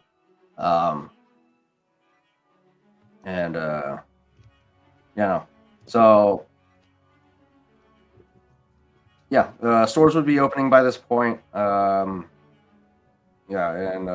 Quick trip to the Market District for some auto parts, and before hitting up some possible contacts. Sure. Yep. All right. Yeah, honestly, all the stuff that I'm looking for is we could probably get from the same place that Dove picked up those mods from, because it's all related to that kind of stuff. I don't know if that tracks or if I have to specifically go to a place that sells armor, even though this isn't specific, it's not combat armor, right? But you do know it's just armor in category. You do know that the Twi'lek is currently in the Market District at Hobby Ron's Fine Imported Goods at this time, so you can take this opportunity to interact with him as well as doing some shopping. You know that what Chav is doing is very low risk, so if it's like one of those things where we're getting close and you're like, hey, I'll be right back, it'll be fine. Yeah. This isn't going to be a gift shop. Yeah. Aw. Why Maybe not? later. Why not? So you guys make your way down to the market center. There's a bunch of merchant stalls all over the place. you see a Wookiee male Wookiee off to one side selling cheap blasters and rifles off in one corner. Further down, you see a human male selling colorful junk and cheap trinkets. And then there's another stall with a sign over top that says Tesley Odo Hatchery. Odo's Hatchery. That's in big words. What are we hearing? As you look over, you see a bunch of exotic pet animals and species that aren't native to the Bespin, and as well as a baby Tabonic, very tiny creature in its infant form. Okay, I see the private message where you said that I can't get a pet, but what kind of pirate would I be if I didn't have a pet on my shoulder saying Polly want a cracker? You do see the this. vibe. You do see an avian creature with two toucan-like bills protruding from its face. Very colorful, vibrant black feathers that, as the light passes over it,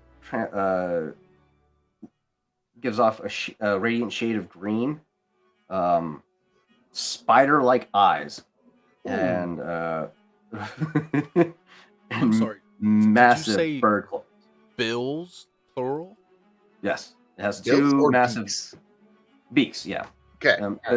Imagine a toucan, but with two of those for a mouth. So like side by side, or like alien style, where there's a small one in the big one. So it's like side by side, and then they kind of operate or dangle like appendages. Like kind of like mandibles of like an insect, but it's a beak. Yeah. And then the eyes itself are very arachnid. That's terrifying, and I want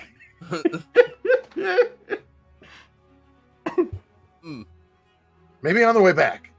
On the way back. You push past despite your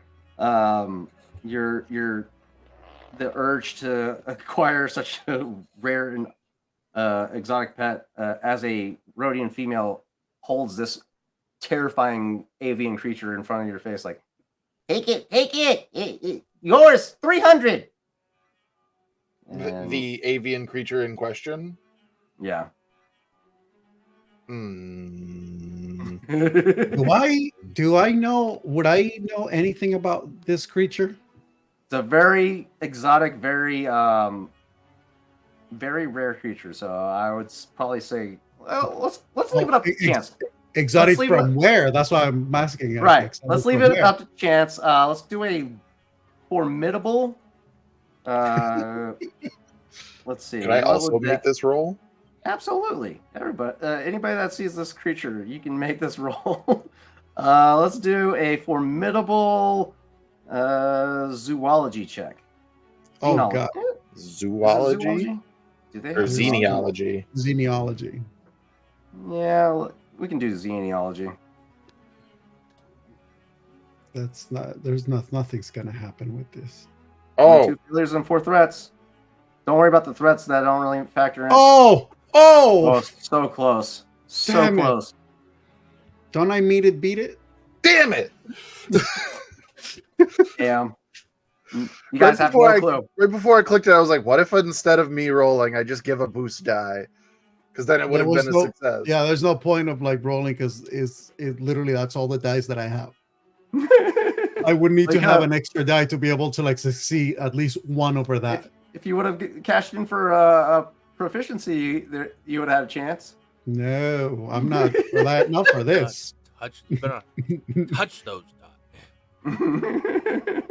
Well, you guys ponder on what this creature could possibly be for a moment, and nothing comes to mind, and the Rhodian doesn't seem to be giving off like a clear explanation as to what this fucking thing is. But it's terrifying in its own right. We're coming back. I got more shopping to do. We're coming back. Okay, I hold on. All right. You As guys we're walking push away, past- just like leaning over to Ojo. Do you know what the fuck that thing was? No idea. I want it, but I don't know what it is. You want to find out what that thing can do once you have it inside the ship?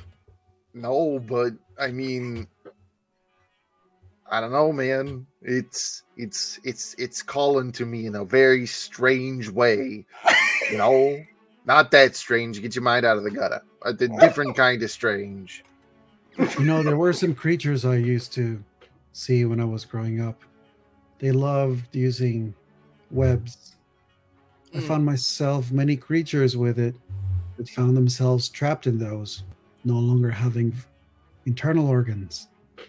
And then he just pats his shoulder, just keeps walking. I get you. I understand what you mean. So if I have that thing perched on my shoulder, nobody's gonna fuck with me. They want to keep their internal organs. All right, I got it.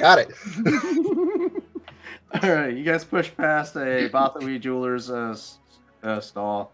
This male Bothan tries to get you to purchase some of his cheap jewelry, and then you come up upon the Corellian auto shop you had encountered. What was his name? I forgot to write it down. Shit. Me too, because I suck. Dove, do you remember what his name was yesterday? From last week? Which one? Who's this? The Corellian that sold you the card parts. Oh. No, What I did say don't his name remember. was? I don't think That's you right. said what his Down. name was His off the name top of my is- head. You probably did, but you just referred to him mostly as like the Corellian human. Yeah. As I was And present, his I don't store. know. We'll say his name was Toe Chad. toe. Chad is and it? Chav. Chad. Chad. Fair. You walk into Chad's auto parts, and you see this young Corellian man. I said he was kind of older.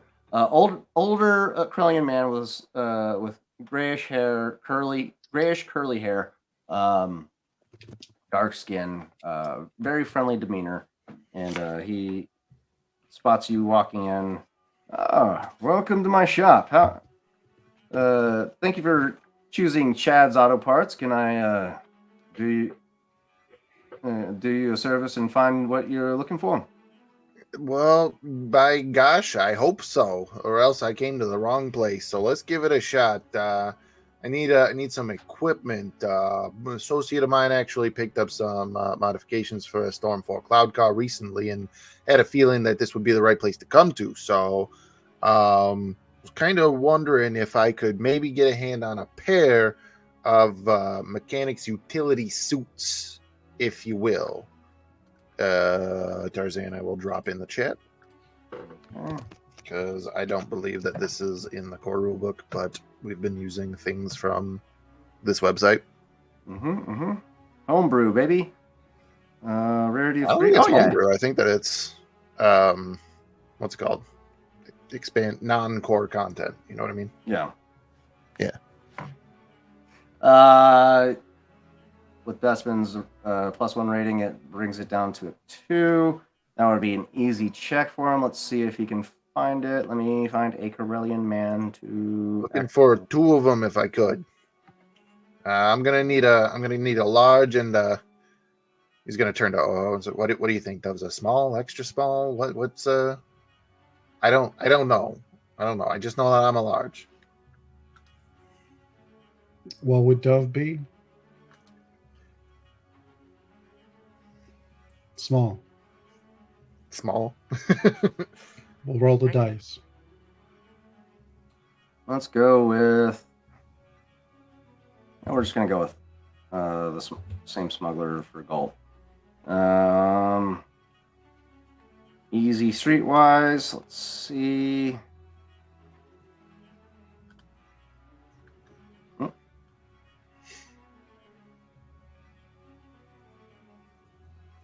Two successes. Actually, you're in luck. I just got that my inventory shipped in this morning. I got 2 suits for your choosing at this time. I gotcha. What are you charging each? Let's run that let's run that flat an even 2,000, since you seem to be a friend of that lovely Deveronian. 2,000 for both. Deathemirian. Yeah. 2,000 for both. Okay. No. Each, my friend. Oh, each. Oh, okay. All right. These are high quality suits. All right. We can't just hand them out like candy, you know. You know. Hey. We'll see what we got, because we got a lot of stuff here. So let's see what we can see. All right. All right. Actually, this is a little bit more specified, but I don't know if she mentioned this, but we're going to be taking part in the Cloud City Grand Prix tomorrow, and I remember the discussion. Yeah, so I'm actually looking to get my hands on a pair of G suits. Now that's gonna be interesting. Yeah, it is. G suit. Same thing. One large one. We're going smart. How do you do like returns if it's the wrong size? Just exchange for the right size, but unfortunately, I only have the 1 suit in right now. That's not too common of a demand here. I mean, these suits, you're not really subjected to gravity or G-force in these races usually, unless you're putting in parts that would push you. Oh, you know what we picked up the other day. Yeah, you know what we picked up the other day. Unfortunately, I was not anticipating you coming back for such an item, so I only have the 1 on hand at the moment. I mean, you can check back in tomorrow. See if I can get some in. You think what time's the race tomorrow, His Majesty Lord GM? It's a good question. Let's find out. Let's see. Go to the race here. Cloud City Grand Prix. Okay, blah blah blah blah blah blah. Vanguard car, no competition. There's that. Strategic does not give me the time, does it?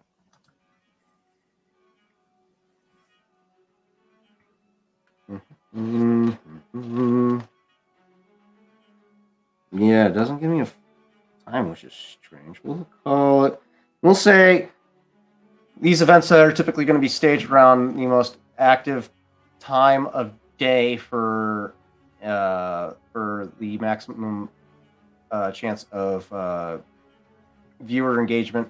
So we'll put this event at 3 p.m. Okay, so definitely would have time to try to check in with him really early on. Yeah. Granted, you're gonna want to you'll probably want to get there at least like an hour or 2 before, and so you can get situated.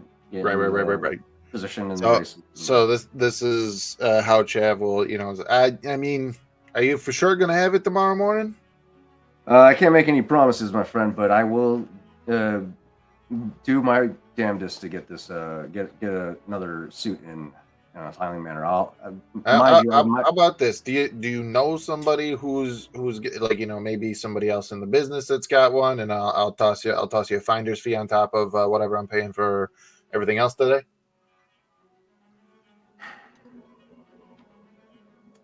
I mean, I'd love to get the second one from you, but if I could for sure get one today, I'll throw you a bone, but I'd rather make sure that I actually got it.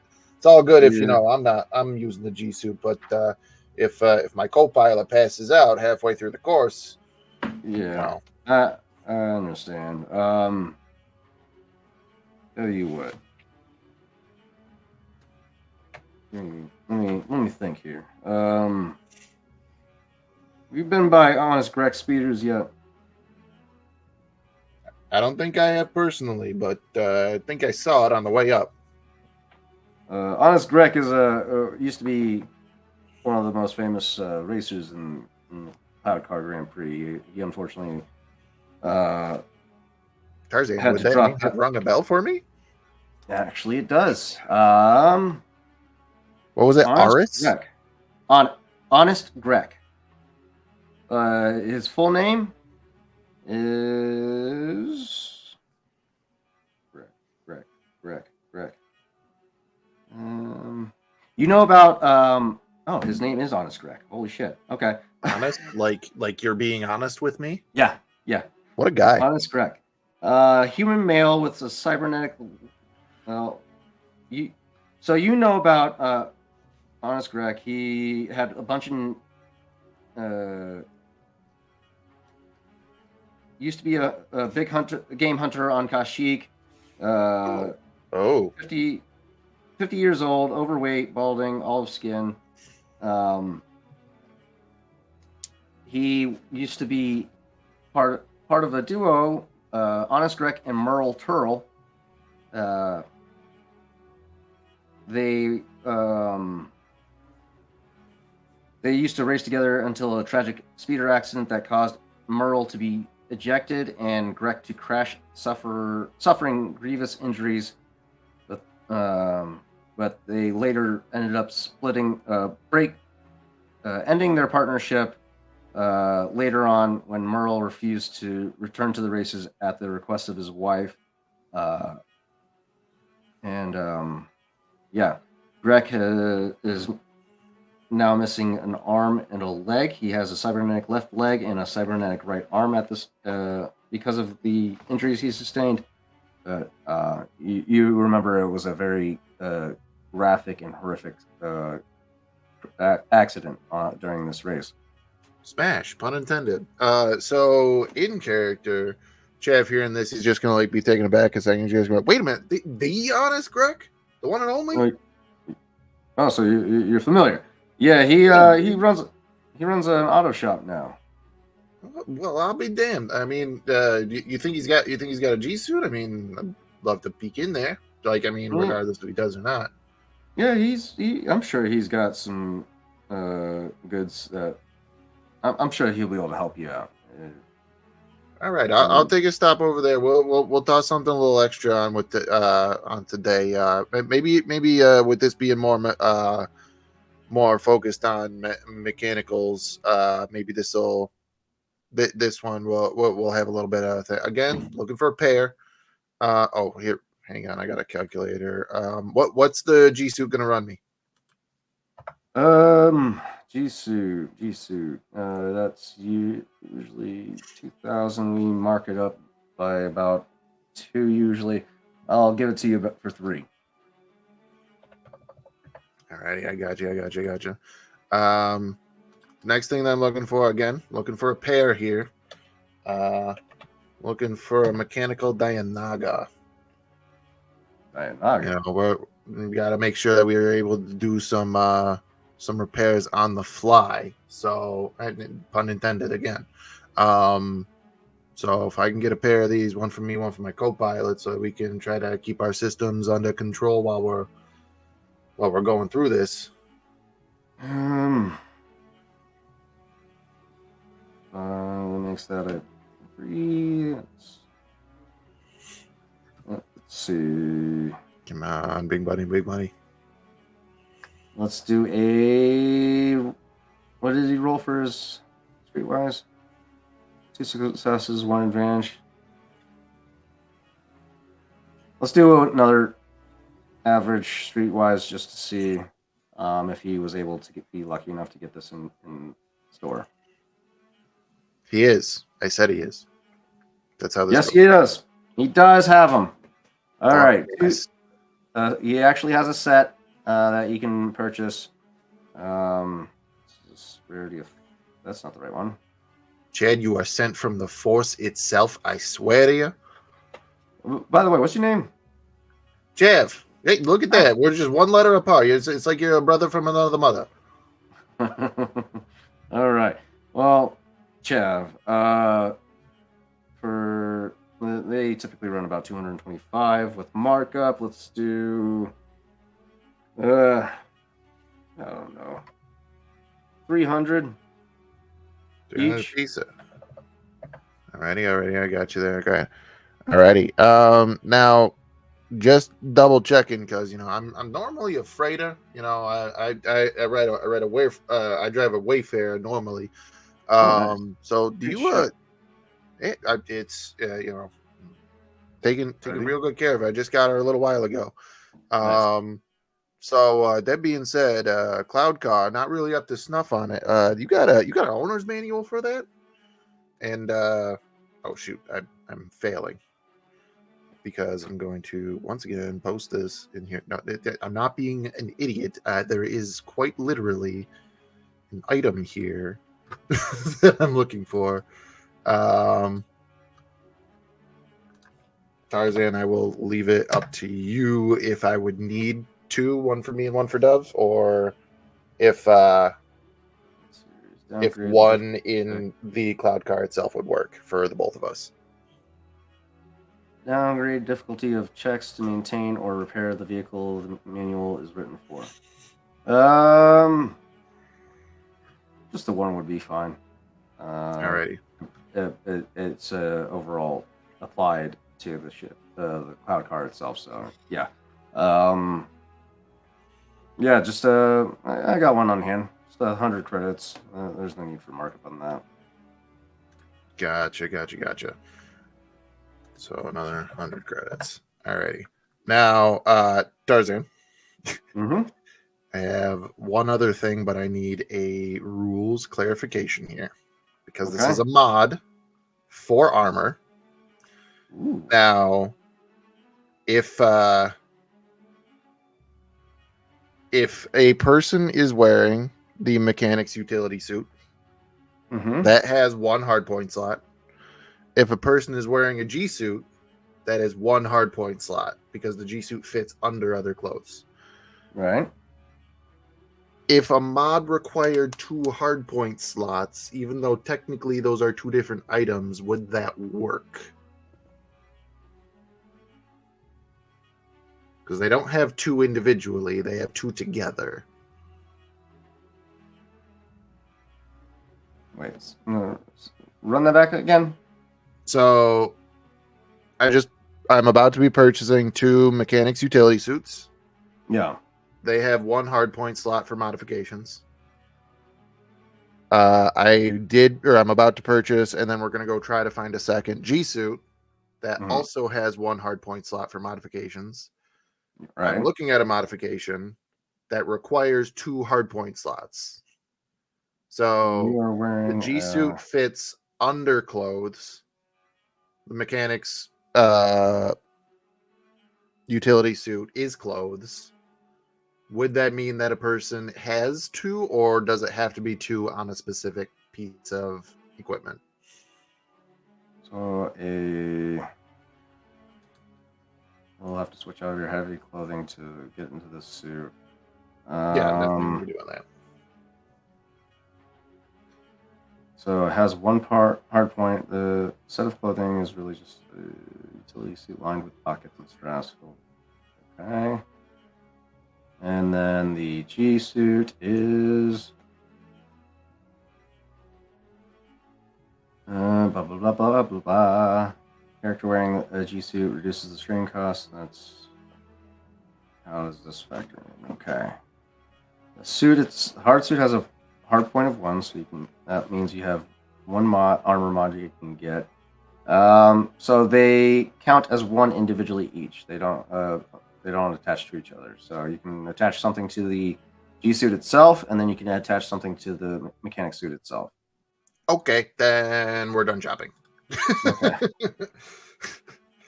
So, what are you trying to get? It's it's called a utility arm. It's literally like a robotic arm that's useful for it says multitasking, but like right off the bat, it like the base modifier for it is it adds 1 boost die to mechanics checks and any other checks which may benefit from an additional arm. Yeah. This would make you way too overpowered. Yeah. But that's what I'm trying to do. I need some level of challenge for you. You're already a damn good pilot as is. Fuck. And then I had a bunch of credits, and I'm about to spend a bunch of them to be even better. I mean, you could still get the arm, and it's just you would have to choose between either wearing the G suit or, oh shit, it requires 2. Yeah, it requires 2 hard hardpoint slots, so Okay. it Well, I doesn't. mean, you could still fit get it on until either one. right. You could still get the arm, and then you can, attach it to whenever you get like armor that has more hardpoint slots. I mean, eventually, but I mean, at that point, I don't even think that it would just be sitting there collecting dust. Well, if I get something that has that second hardpoint slot, then I'd probably just look for this in addition to it. So that being said, I do have a total with Chad racking up at 7,700 credits. I'm going to look at them as that's all rung up. I'm going to say, like we said, finder's fee, you've been fantastic. I'm going to round that up to an even 8. How about that? I appreciate your generosity. Thank you for coming in, my friend. Gotcha. I'm going to go. I know you say you don't need good luck out there, but I'm gonna wish it to you anyways. All right, my friend. You know what? I appreciate it, boss. Thank you. I'm gonna go. I guess that I gotta go try to. Hi. Sounds good to me. Alrighty. Woof. Alrighty. As you're leaving the store, roll perception for me. Okay. Somebody fucking pickpocket me. I swear to God, I'll beat the shit out of them. You're not in the bad Carrying part all of manner of market. He would have offered to ship it to your cloud cloud car station at the races where your car is stored. Fair. I will say thematically the owner's manual for the cloud car. I would hang on Had to that on hand, and read it as we're walking. Right, gotcha. Okay. As you're leaving Chad's auto shop, you spot a Twi'lek across the way, currently engaged in conversation at the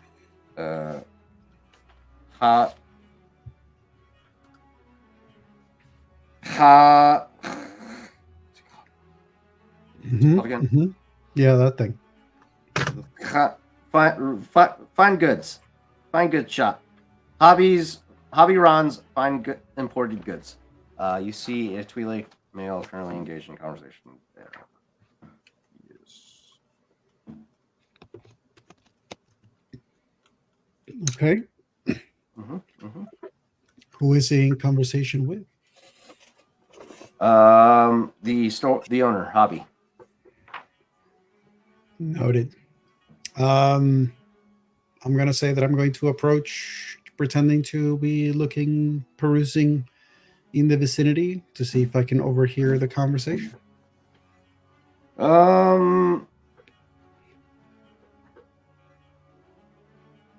It's the same human male that was peddling cheap, colorful junk. It's just odds and ends and trinkets all over the place. You see Fa'i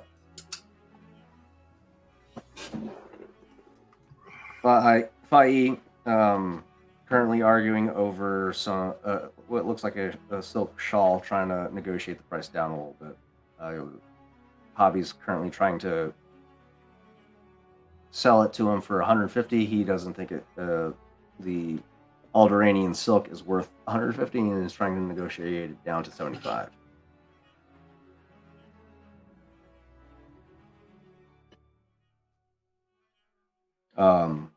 So it's just a heated haggling exchange at the moment.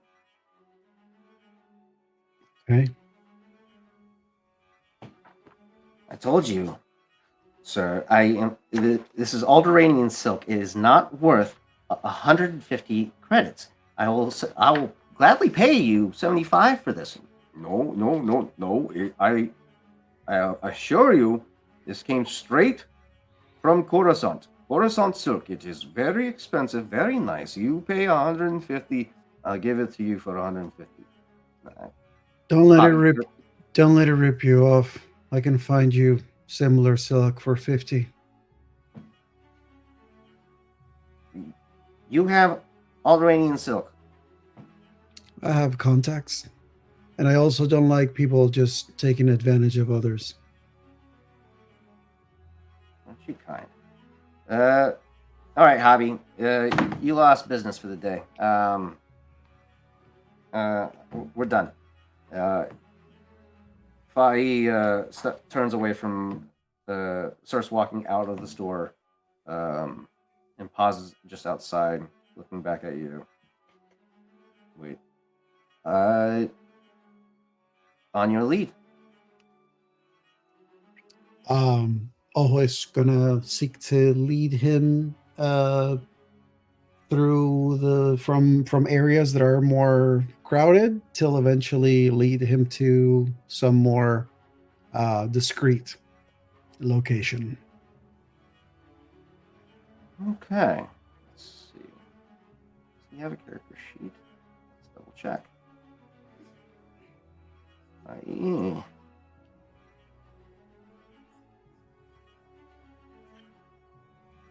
No, he doesn't. Okay. We're going to run a Twi'lek. I need a Twi'lek. Give me a Twi'lek. I don't have a W key on that. There we go. Let's go. Black Marketeer. There we go. Perfect. All right. As you lead him through the market and towards a more secluded territory, we're going to run a basic perception to see how he, or not perception, vigilance.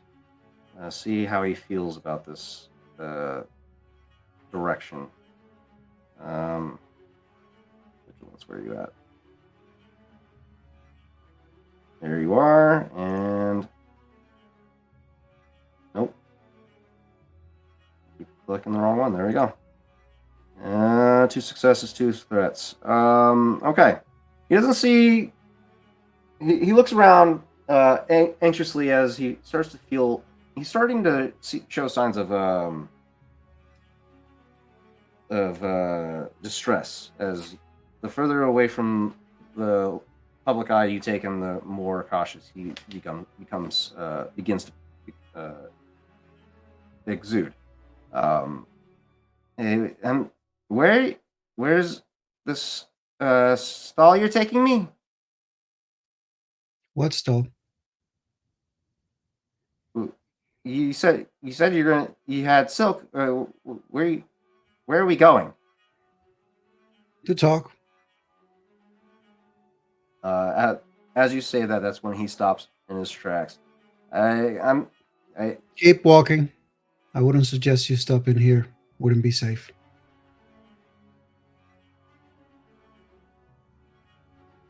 All right. Let's do a coercion check. All right. He's gonna do discipline. This is gonna be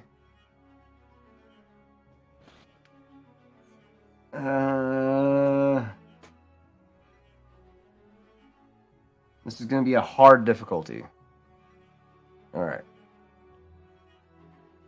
I'm gonna cash in a token to make it a proficiency for one of them because he only has an ability. This bastard. All right. You succeed.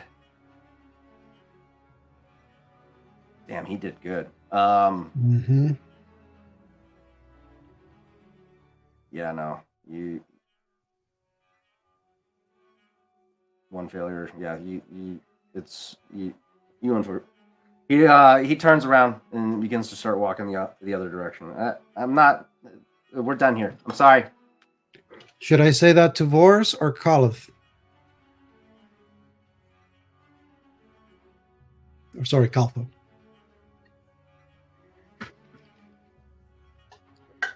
He stops in his tracks at the mentioning of those two names.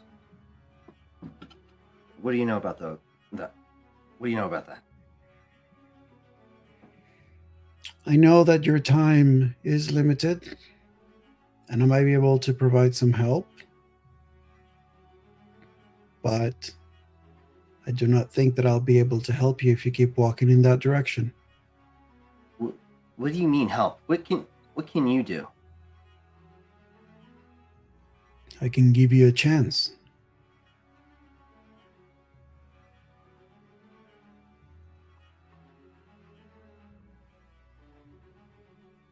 You know who I work for, don't you? I do. And then he reaches into his pocket, takes out the comlink of the guy that they beat the night before. The owner of this also works for them. And then he just puts it away. He begins looking over you quizzically, unsure of your intent. Actually, he's going to roll vigilance to see if he can discern your intentions, which is going to be a formidable check because Ikani have great body language discipline. Mm-hmm. So vigilance, formidable. That's 5, and let's see what he does. Failed. Yeah, he's unsure. He looks you over, not entirely too sold. You get a sense that he's feeling like this is a trap. This is a test. He thinks Vorst Tabith has to be testing him at the rumors of his disloyalty have got out, and he's showing signs of panic. Your time with Vors is coming to an end. Listen, you don't need to kill me. It's just a lapse of judgment. If I wanted you dead, and he just sort of moves his robe slightly, just revealing the hilt of his blade before putting it away again, you'd be already, and you wouldn't have noticed. What does Force want with me? The question is, what do you want?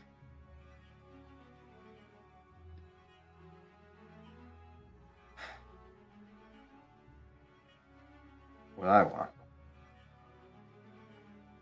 I want to work for somebody that actually cares about his organization. That's what I want. And that's why you've been looking into Kaltho.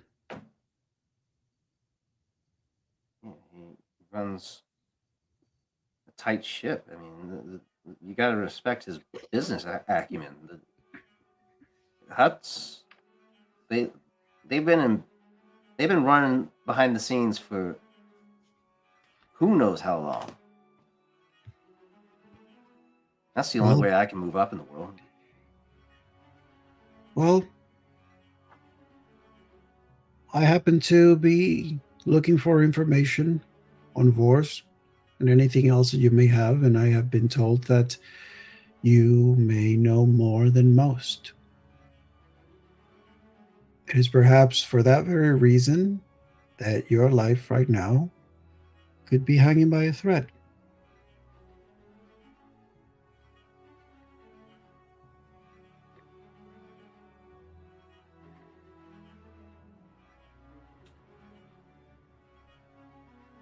All right. Go ahead and give me a charm check, average with 1 boost. I love that I'm doing all of the stuff that I have no dice whatsoever for.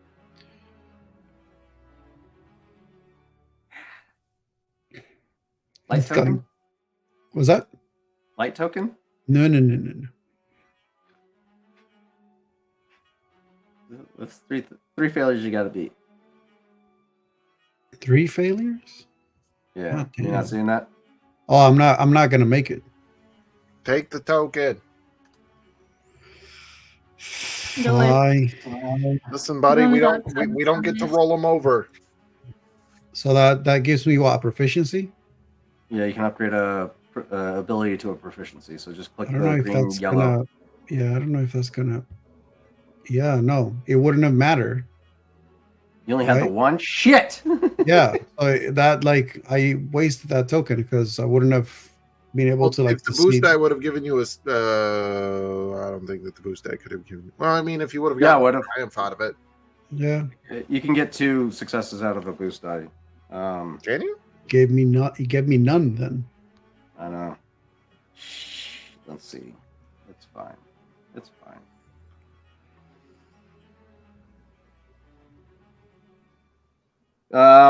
You get a sense he's still not sold, but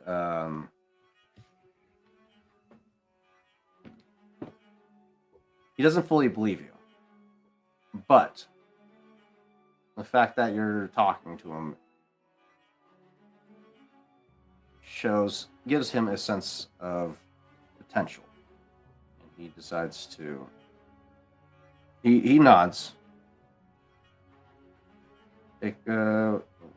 Lead the way.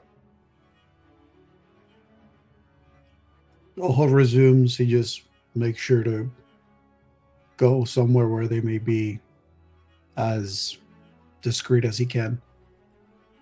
Chav, are you following in pursuit? You would have seen Oho make this stop as you guys were leaving the auto shop. It was right across the way from you guys.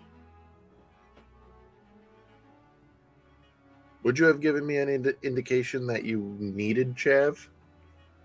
Probably not. He probably would have just given you a notice of like walking away. Yeah, that's fair. I don't think that I'd want Chav in on something this sensitive. Case in point, the gift shop. I will say though, like probably what Oho will do is as he gets to have this conversation, he may open the comm link during the conversation. Ooh, that's spicy. I'll take a listen. I'll walk over to the side of the walkway in a non-precarious situation and take a listen. Mm-hmm. All right. You guys take your Chav, you follow loosely, maintaining a somewhat of a line of sight, not like directly, but impasse. And you guys make your way to a more private and more secure location for business discussions. Dove and Rawl, what are you guys doing at this time? Dove was planning to go back to work on the cloud car with Chad once he was free. So you're making your way towards the track, the racing track car bay, so you can work on the car. Okay. Rawl, what are you up to? Still here?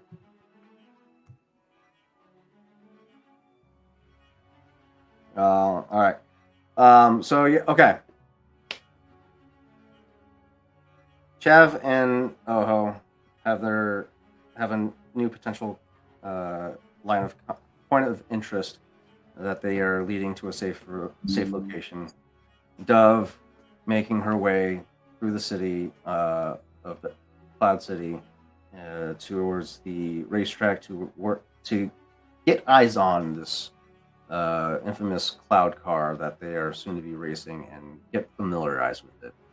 Rawl securing the equipment and ensuring that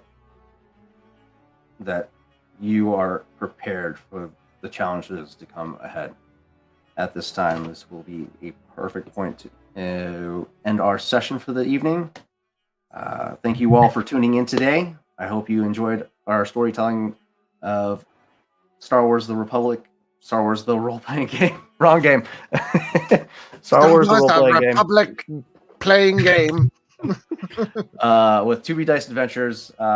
Tune in tomorrow at 8 p.m. Mountain Standard Time for the next episode of Dimensional Dial of Dr. Diego. We are 2B Diced, and we'll see you next time. Take care. Bye. And video clip. Sorry. There we go.